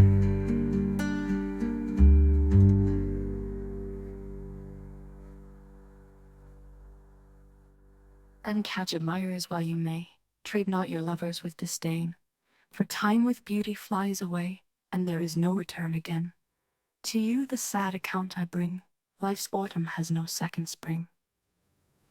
Rings here, I wish I were a primrose, a bright yellow primrose, blowing in the spring. The stooping boughs above me, the wandering bee to love me, the fern and moss to creep across, and the elm tree for our king. May stay, I wish I were an elm tree, a great lofty elm tree with green leaves gay. The winds would set them dancing, the sun and moon shine glancing, the birds would house among the boughs and sweetly sing. Oh no, I wish I were a robin or a little wren, everywhere to go. Through forest, field or garden, and ask no leave or pardon, till winter comes with icy thumbs to ruffle up our wing. Well, tell, where should I fly to? Where go to sleep in the dark wood or dell? Before a day was over, home comes the rover, for mother's kiss, sweeter this than any other thing.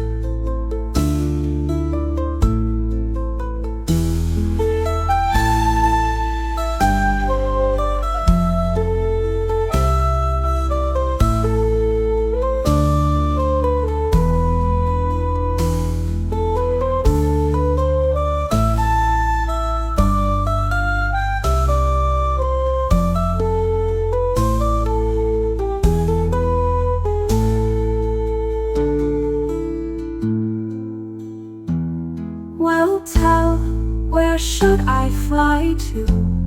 Where go to sleep in the dark wood or dell? Before a day was over, home comes the rover, for mother's kiss, sweeter this than any other thing.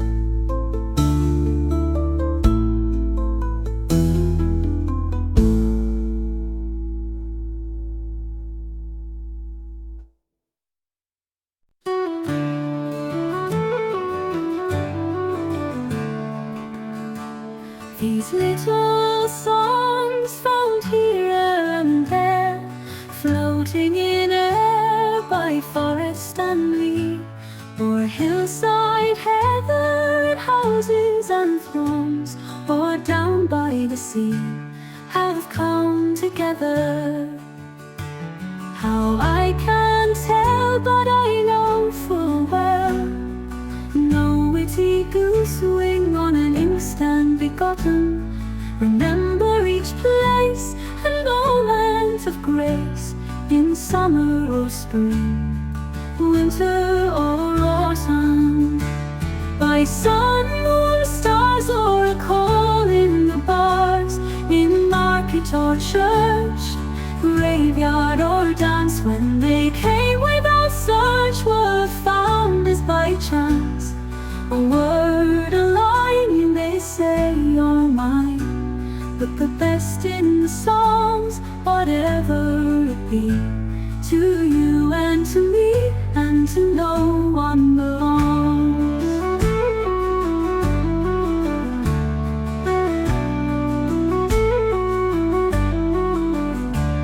These little songs found here and there, floating in air by forest and lea, or hillside heather and houses and thrones, or down by the sea, have come together. How I can't tell, but I know full well, no witty goose wing on an instant begotten. Remember each place and moment of grace, in summer or spring, winter or autumn, by sun, moon, stars, or a call in the bars, in market or church, graveyard or dance, when they came without search, were found as by chance. A word, a line, you may say are mine, but the best in the songs, whatever it be, to you and to me, and to no one belongs.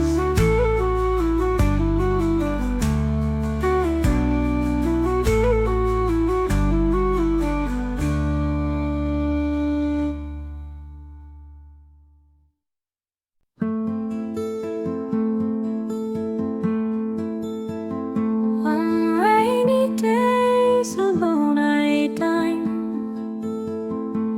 upon a chick and pint of wine.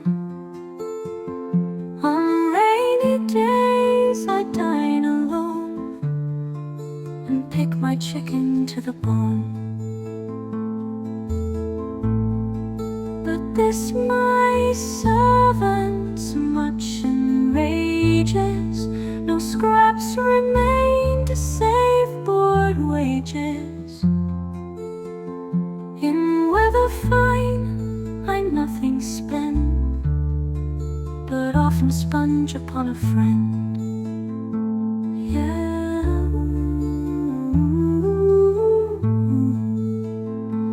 Yeah.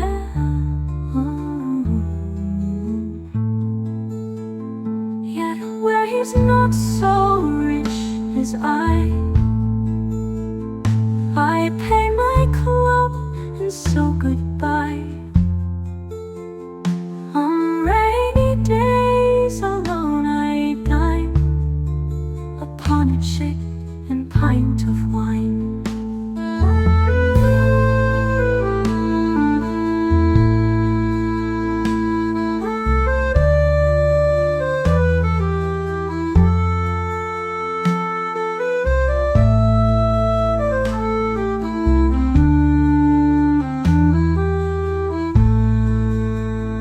On rainy days alone I dine upon a chick and pint of wine. On rainy days I dine alone and pick my chicken to the bone. But this my servant's much enrages, no scraps remain to save board wages. In weather fine I nothing spend, but often sponge upon a friend. Yet where he's not so rich as I pay my club and so goodbye. I pay my club and so goodbye.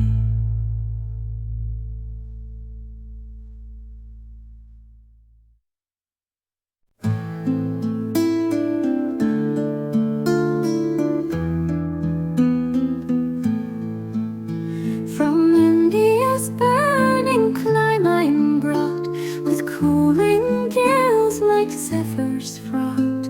Not Iris, when she paints the sky, can show more different hues than I. Nor can she change her form so fast. I'm now a sail and now a mast. I hear I'm red and there I'm green, a beggar there and here a queen.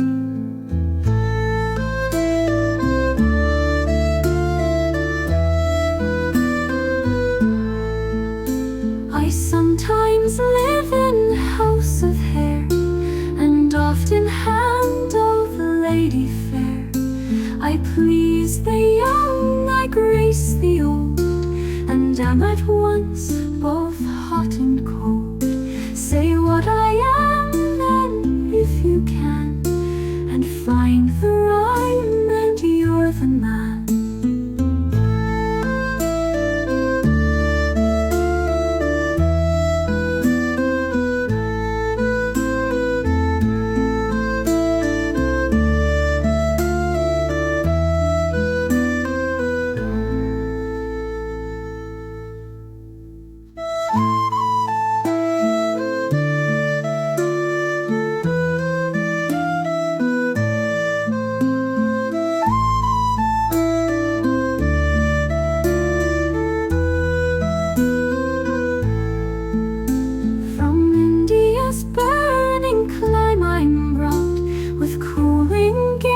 eyes like zephyrs fraught, not iris when she paints the sky can show more different hues than I, nor can she change her form so fast. I'm now a sail and now a mast. I here am red and there am green, a beggar there and here a queen. I sometimes live in house of hair, and often hand of lady fair.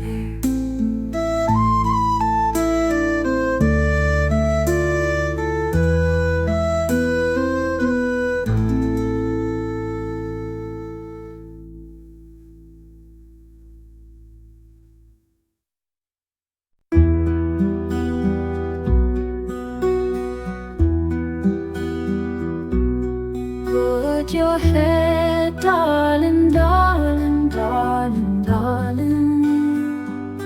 Your darling black head, my heart above. Oh, mouth of honey with the time for fragrance.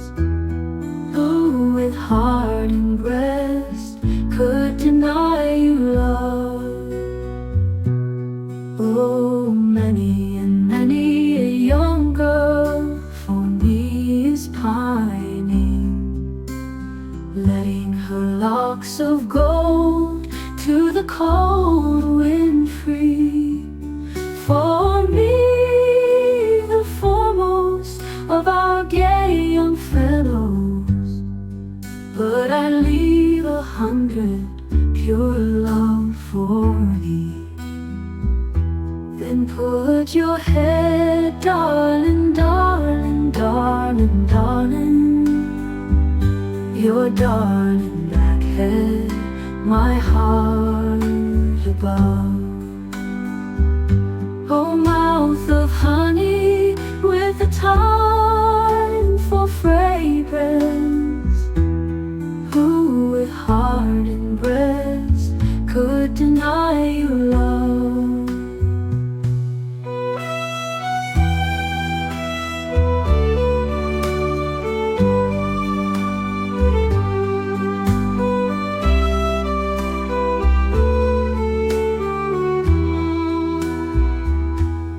Put your head, darling, darling, darling, darling. Your darling black head, my heart above. Oh, mouth of honey with the time for fragrance. Who with heart and breast could deny you love?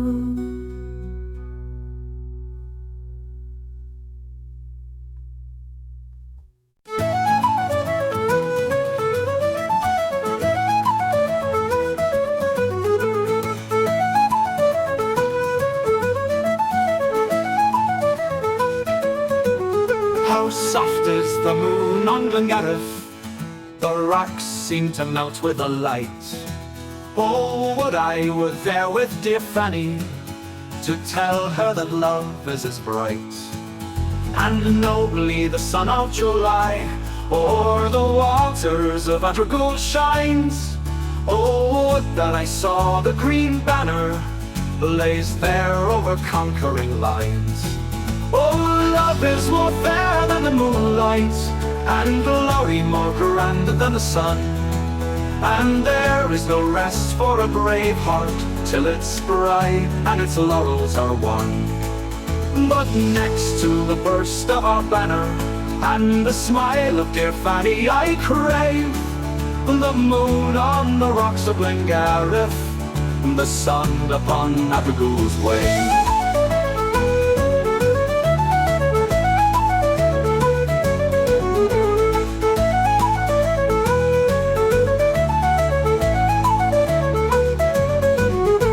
Soft is the moon on Glengarriff, the rocks seem to melt with the light.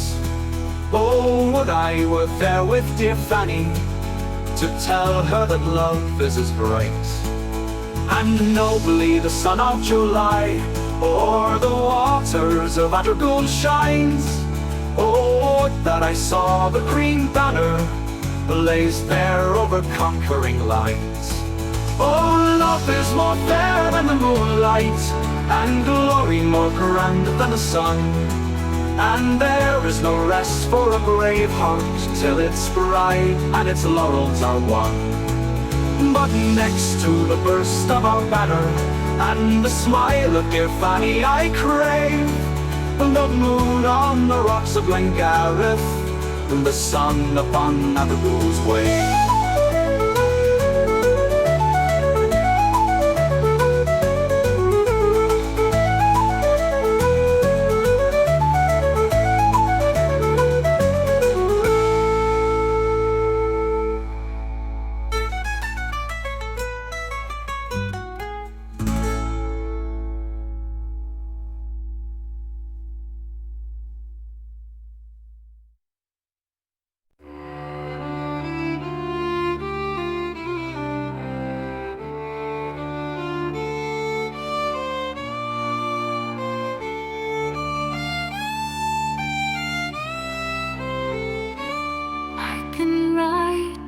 Stately prune as a prelude to my lay.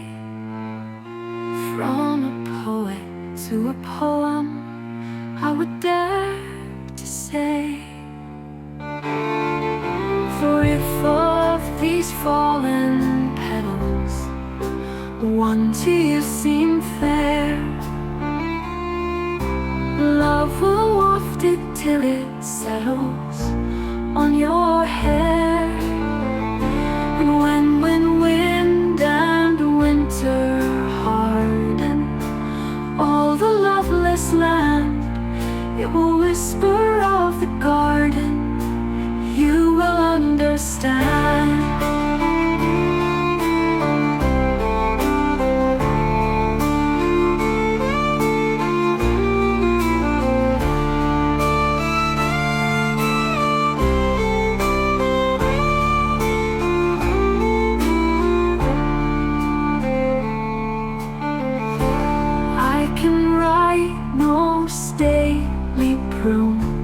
As a prelude to my lay.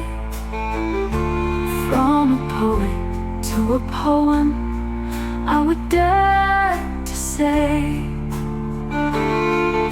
For if of these fallen petals one to you seem fair,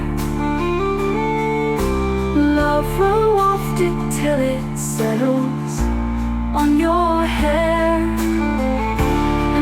When wind and winter harden all the loveless land, it will whisper of the garden, you will understand.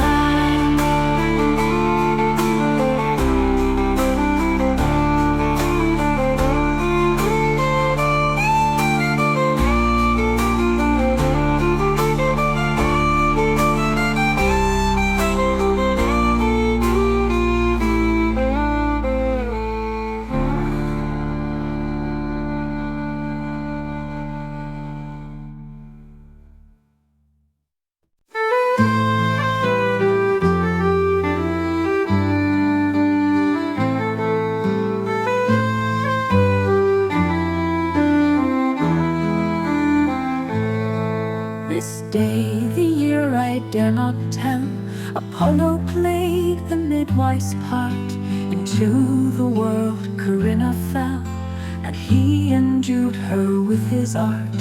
But Cupid with a satyr comes, both softly to the cradle creep, both stroke her hands and rub her gums, while the poor child lay fast asleep.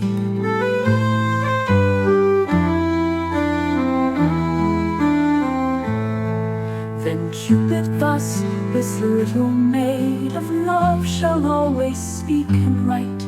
And I pronounce, the satyr said, the world shall feel her scratch and bite. Her talent she displayed betimes, for in a few revolving moons she She seemed to laugh and squall in rhymes, and all her gestures were lampoons.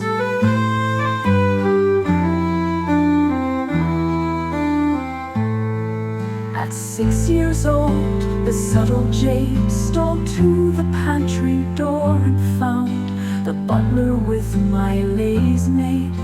And you may swear the tale went round. She made a song how little miss was kissed and slobbered by a lad, and how when master went to pee, miss came and peeped at all he had.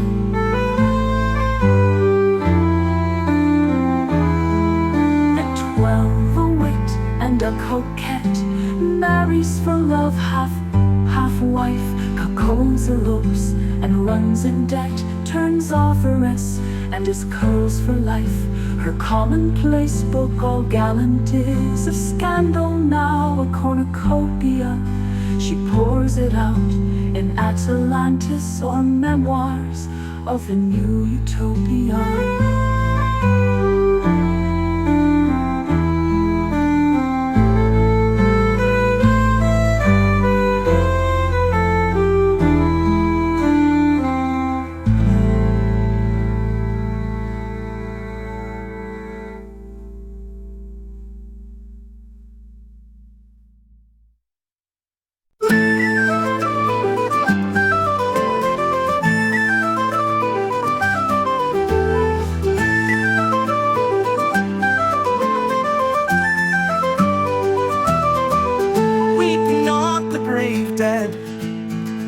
Weep rather the living. On them lies the curse of a doom unforgiving. Each dark hour that rolls shall the memories they nurse, like molten hot lead, burn into their souls. A remorse long and sore, they have helped to enthrall a great land evermore. They fled from seeing summer.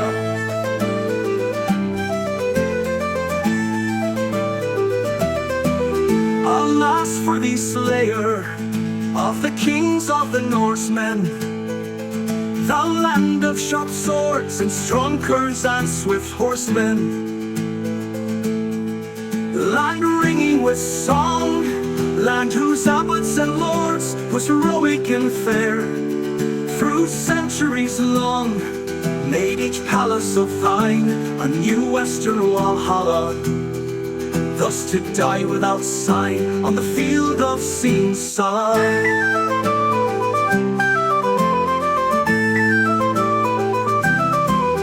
My ship cleaves the wave, I depart for Iberia. But oh, with what grief, with how heavy and dreary a sensation of ill. I should welcome a grave. My career has been brief, but I bow to God's will. Yet if now all forlorn, in my green years I fall, along exile I mourn. But I mourn for King Sala.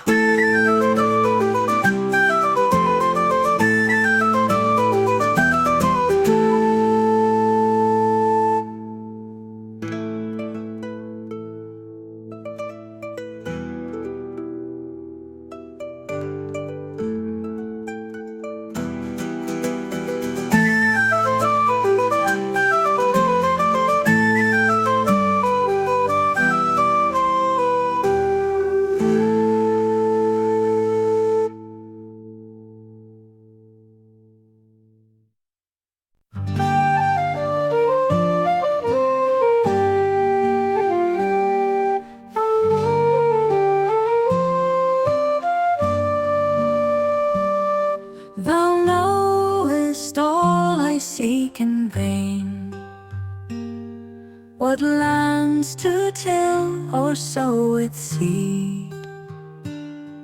The land is black with briar and weed, nor cares for falling tears or rain.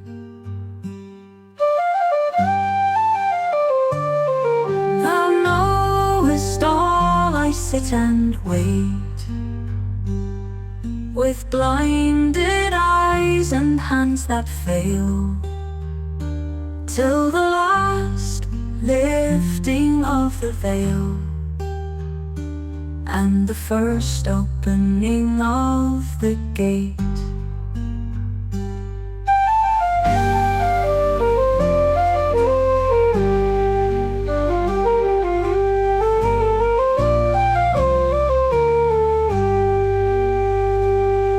Thou knowest all I cannot see. I trust I shall not live in vain. I know that we shall meet again in some divine eternity.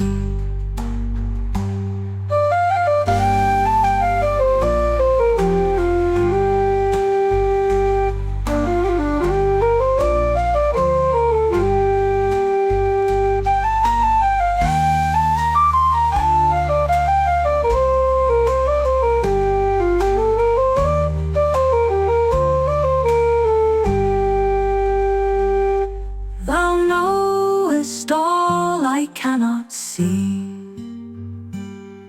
I trust I shall not live in vain. I know that we shall meet again in some divine eternity.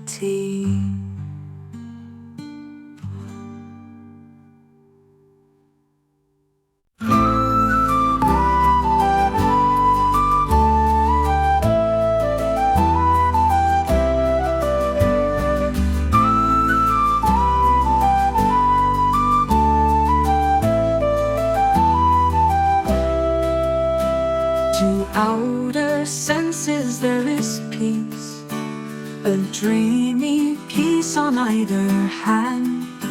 Deep silence in the shadowy land, deep silence where the shadows cease, save for a cry that echoes shrill from some lone bird disconsolate.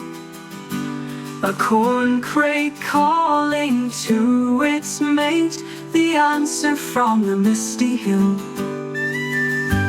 And suddenly the moon withdraws her sickle from the lightning skies, and to her somber cavern flies, wrapped in a veil of yellow gauze.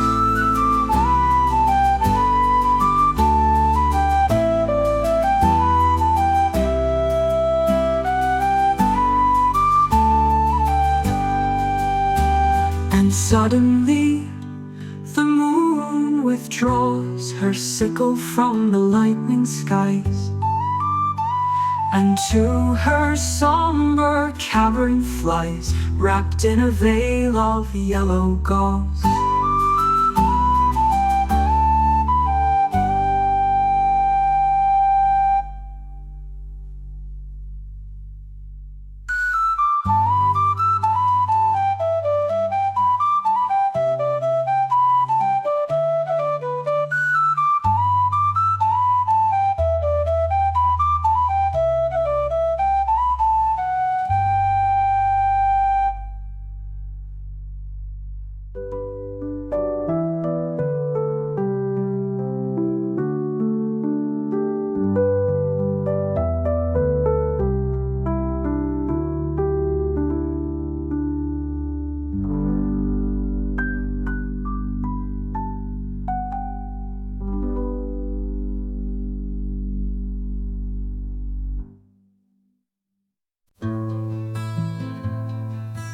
Stella, this day is 34.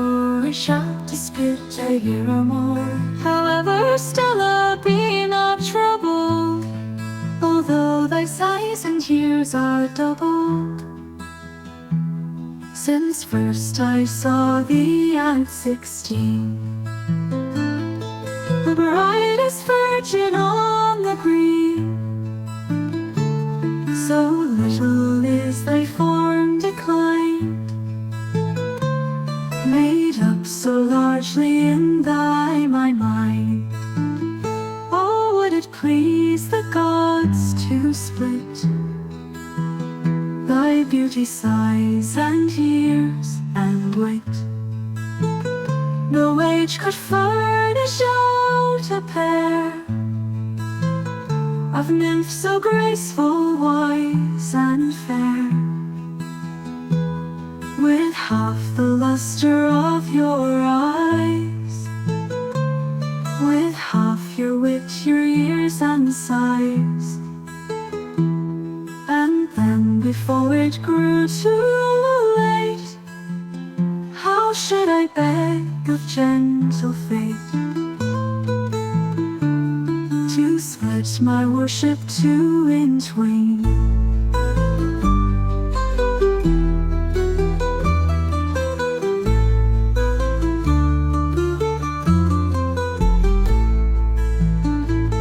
To split my worship two in twain.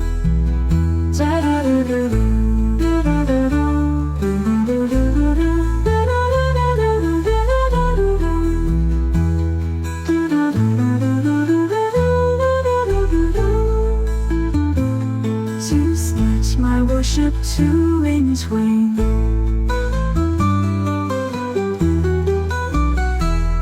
To split my worship two in twain.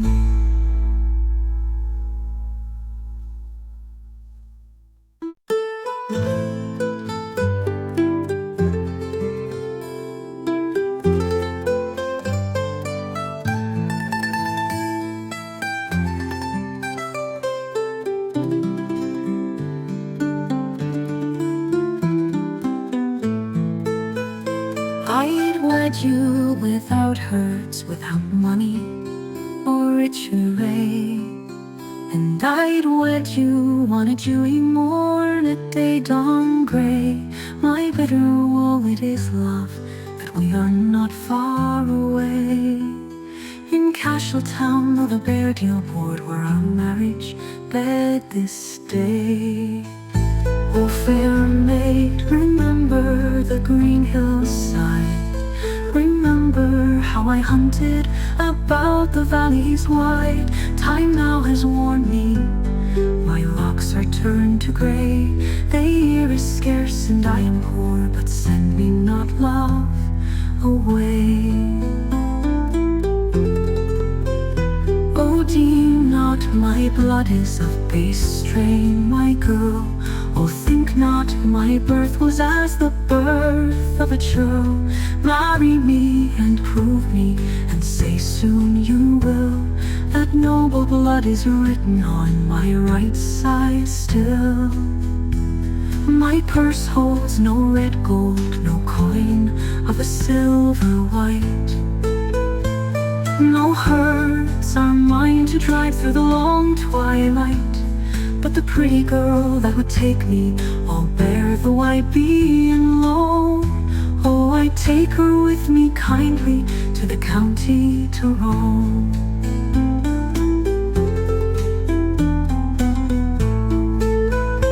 Oh, my girl, I can see 'tis in trouble you are. And oh, my girl, I see 'tis your people's reproach you bear. I am a girl in trouble for his sake with whom I fly. And oh, may no other maiden know such reproach as I.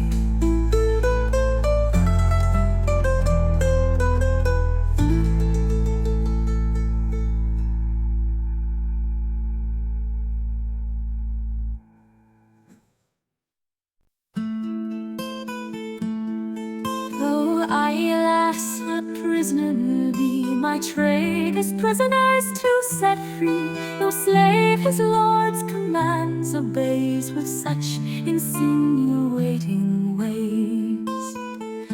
My genius piercing, sharp and bright, wherein the men of wit delight. The clergy keep me for their ease, and turn and wind me as they please. A new and wondrous art I show, of raising spirits from below, in scarlet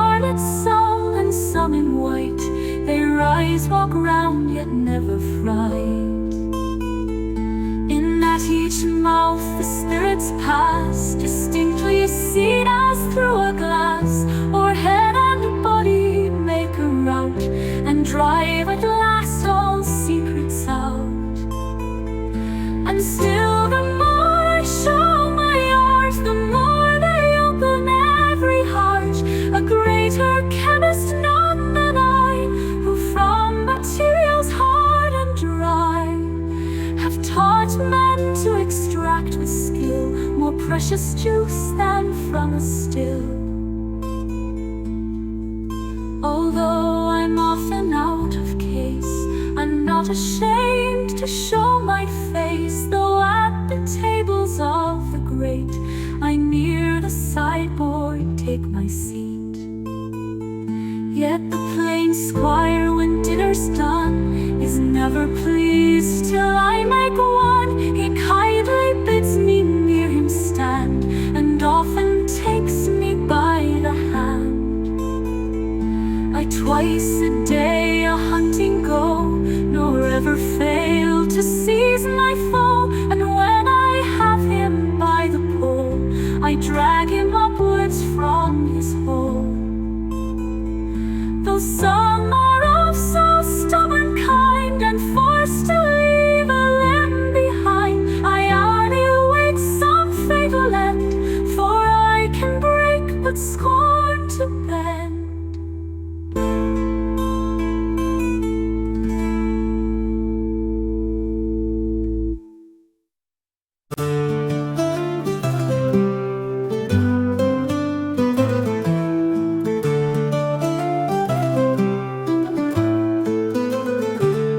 From Carrick streets to Shannon shore, from Slievenamon to Ballinderry, from Longford Pass to Gaelton Moor, and here I am alone.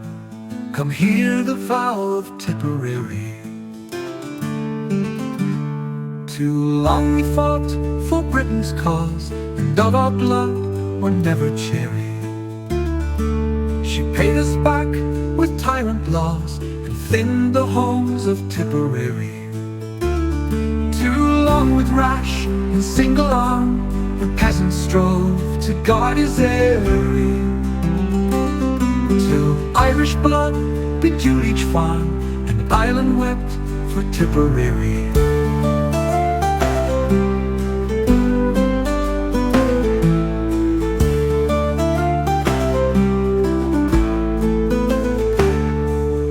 Nevermore we'll lift a hand, we swear by God and Virgin Mary, except in war for native land, and that's the vow of Tipperary.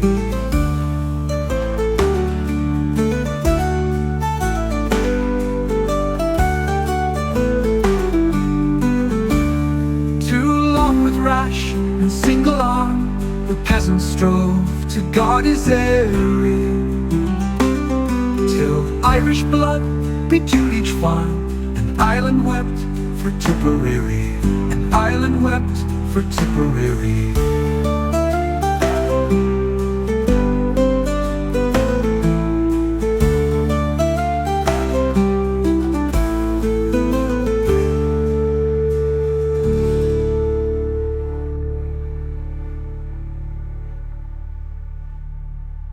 But nevermore we'll lift a hand, we swear by God and Virgin Mary, except in war for native land, and that's the vow of Tipperary.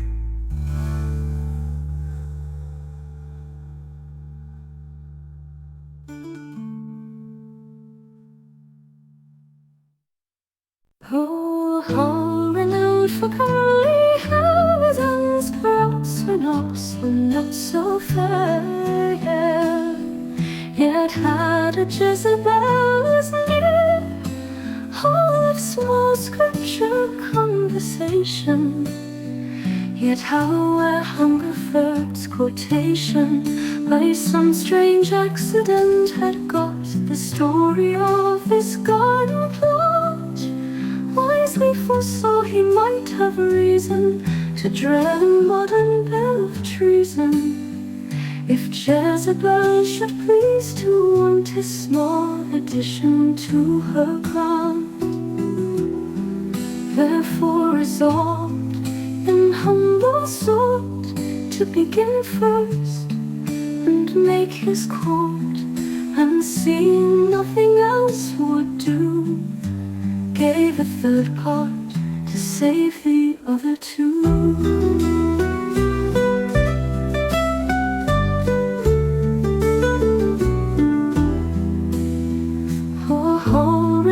For comely hair, his hands perhaps were not so, not so fair, yet had a Jezebel as near, all of small scripture conversation, yet how where hunger first quotation by some strange accident had got the story of this garden plot, wisely foresaw he might have reason to dread a modern bill of treason. If Jezebel should please to want his small addition to her crown, therefore resolved in humble sort to begin first and make his court, and seeing nothing else would do, gave a third part to save the other two.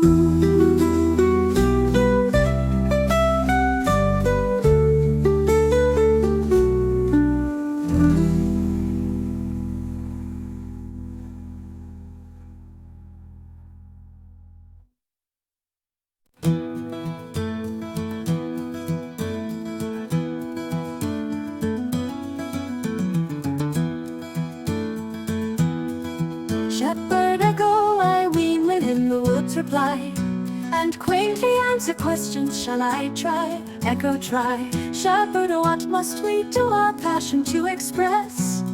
Echo, press. Shepherd, how shall I please her who ne'er loved before? Echo, before. Shepherd, what most moves women when we them address? Echo, address. Shepherd, say what can keep her chaste whom I adore? Echo, adore. Shepherd, if music softens rocks, love tunes my lyre? Echo, lyre. Shepherd, then teach me, echo, how shall I come by her? Echo, by her. Then but no question, I shall be her dear. Echo, her dear. Shepherd, but dear have horns, how must I keep her under, keep her under? Shepherd, but what can glad me when she's laid on bier? Echo, bier. Shepherd, what must I do when women will be kind? Echo, be kind. Shepherd, what must I do when women will be cross? Echo, be cross. Shepherd, Lord, what is she that can so turn and wind? Echo, wind. Shepherd, if she be wind, what stills her when she blows? Echo, blows. Lo, shepherd, what if she bang again? Still should I bang her? Echo, bang her. Shepherd, is there no way to moderate her anger? Echo, hang her. Shepherd, thanks, gentle echo, right thy answers tell what a woman is and how to guard her well. Echo, guard her well.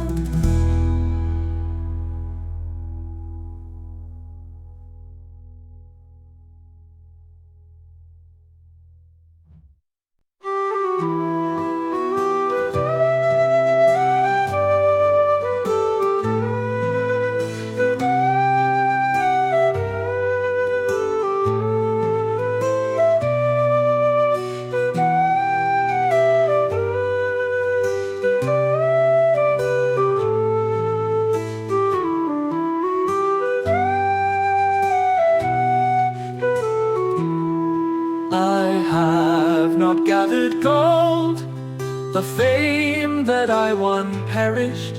In love I found but sorrow that withered my life. Of wealth or of glory I shall leave nothing behind me. I think it, oh God, enough, but my name in the heart of a child.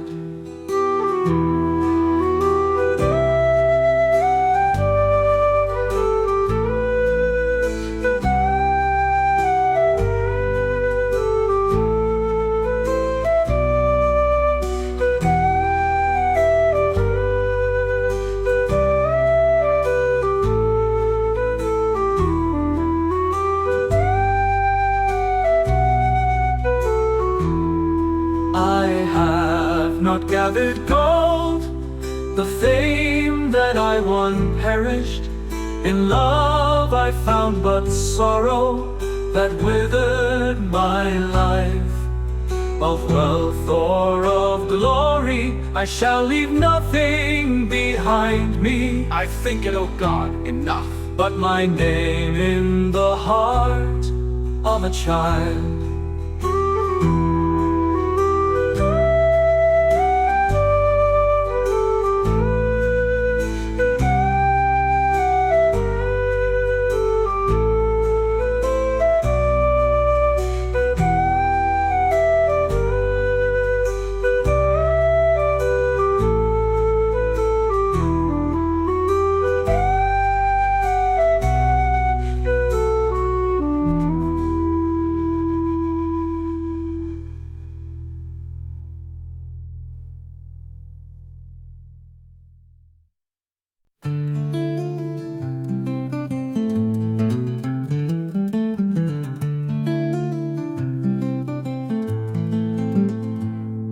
The seasons send their ruin as they go. For in the spring the narcissus shows its head, nor withers till the rose has flamed to red. And in the autumn purple violets blow, and the slim crocus stirs the winter snow. Wherefore your leafless trees will bloom again, and this grey land grow green with summer rain, and send up cowslips for some boy to mow.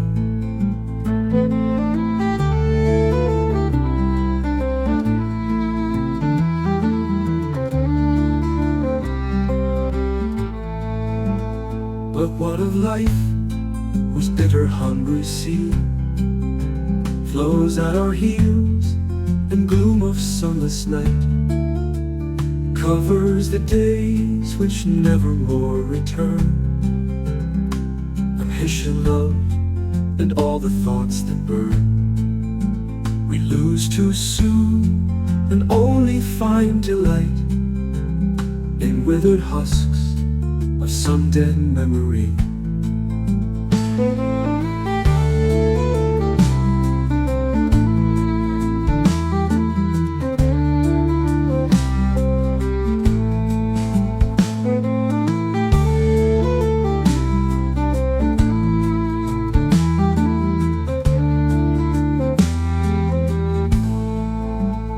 In withered husks of some dead memory.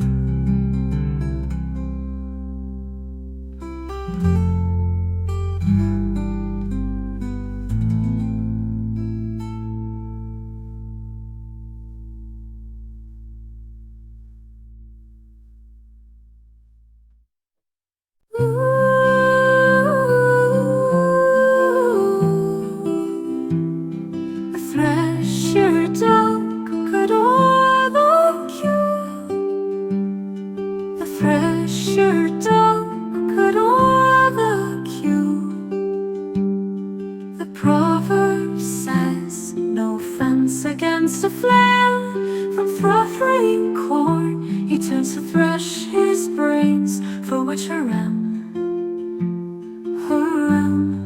for which her is brains, for which her the rose in grains. Though 'tis confessed that those those who ever saw his poems think them all not worth the straw. For his happy duck, employed in threshing stubble, thy toil is lessened, and thy profits double.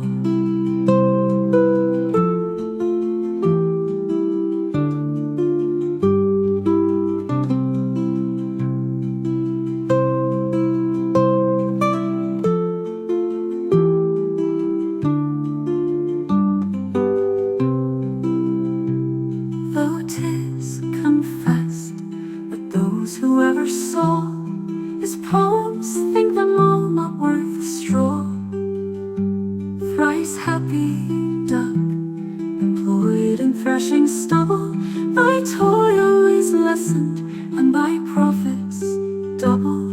Thy toil is lessened, and thy profits double.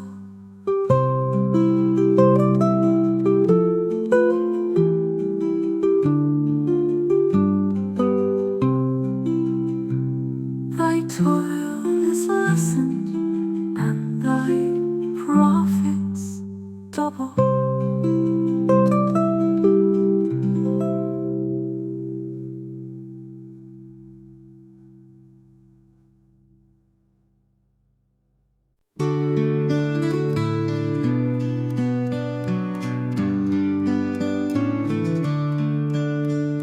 She is a rich and rare land. Oh, she's a fresh and fair land. She is a dear and rare land, this native land of mine. No man than her's a braver, her women's hearts ne'er waver. I'd freely die to save her, and think my love divine. She's not a dull, cold land. No, she's a warm and bold land. Oh, she's a true and old land, this native land of mine.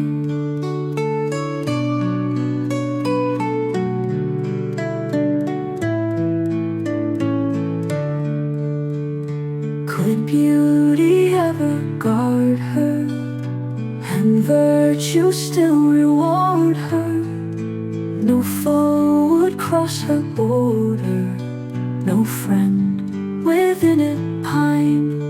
Oh, she's a fresh and fair land. Oh, she's a true and rare land.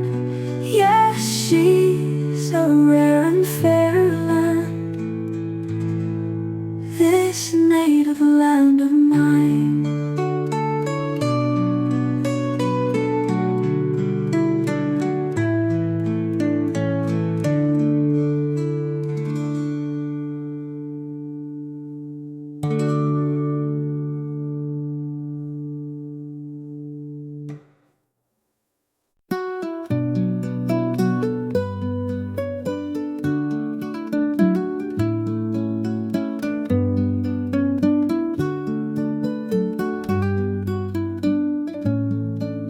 The sin was mine, I did not understand.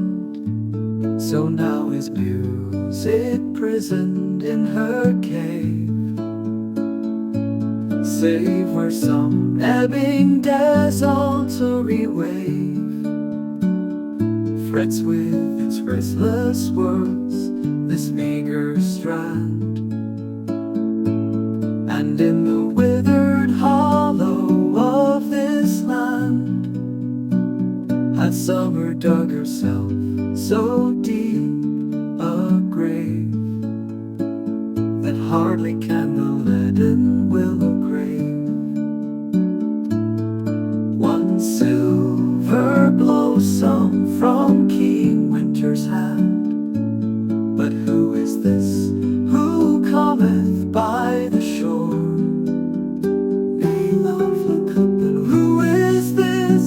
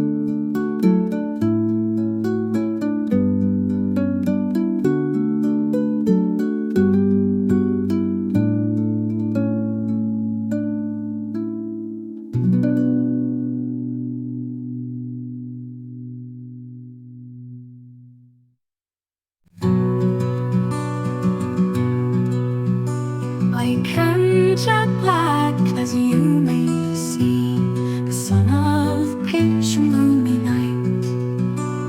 Yet all that know me will agree I'm day, except I live in light. Sometimes in panegyric height, like lofty pinder I can soar, and raise a virgin to the sky, or sink her to a poppy. My blood this day is very sweet, tomorrow of a bitter juice. Like milk 'tis cried about the street, and so applied to different use. Most wondrous is my magic power, for with one color I can paint. I'll make a devil a saint this hour, next make a devil of a saint. Through distant regions I can fly, provide me but with paper wings, and fairly show a reason why there should be quarrels among kings. And after all, you'll think it odd when learned doctors will dispute that I should point the word of God and show where they can best confute.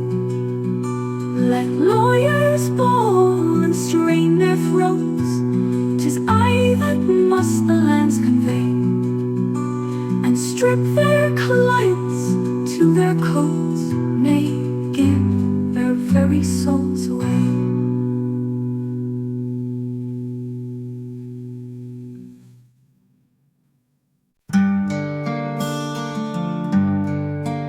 There's a world of thoughts suppressed, I sunk from reverie to rest. A horrid vision seized my head, I saw the graves give up their dead. Jove armed with terrors bursts the skies, and thunder roars and lightning flies. Amazed, confused, its fate unknown, the world stands trembling at his throne. While each pale sinner hung his head, Jove nodding shook the heavens and said, offending race of humankind, by nature, reason, learning blind, you who through frailty stepped aside, and you who never fell from pride. You who in different sects were shunned, and come to see each other down. So some folk told you, but they knew no more of Jove's designs than you. The world's mad business now is o'er, and I resent these pranks no more. I to such blockheads set my wit, I damn such fools, go your bit.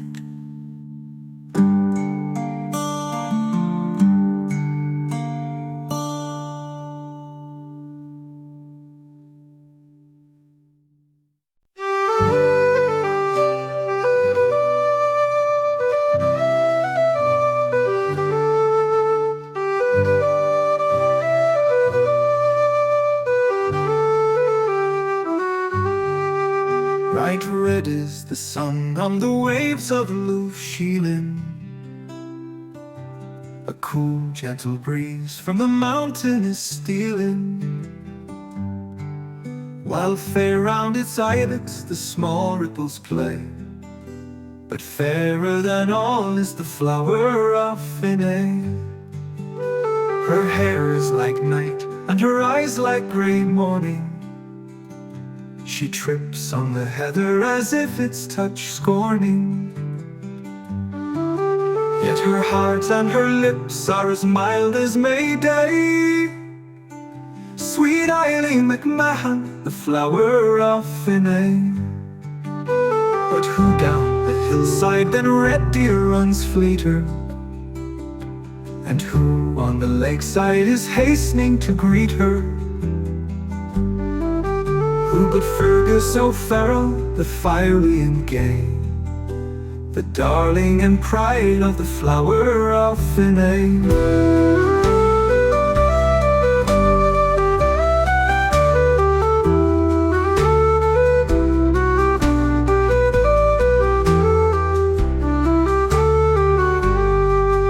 One kiss and one clasp and one wild look of gladness. Ah, why do they change on a sudden to sadness? He has told his hard fortune no more he can stay. He must leave his poor Bailey to pine at Finney.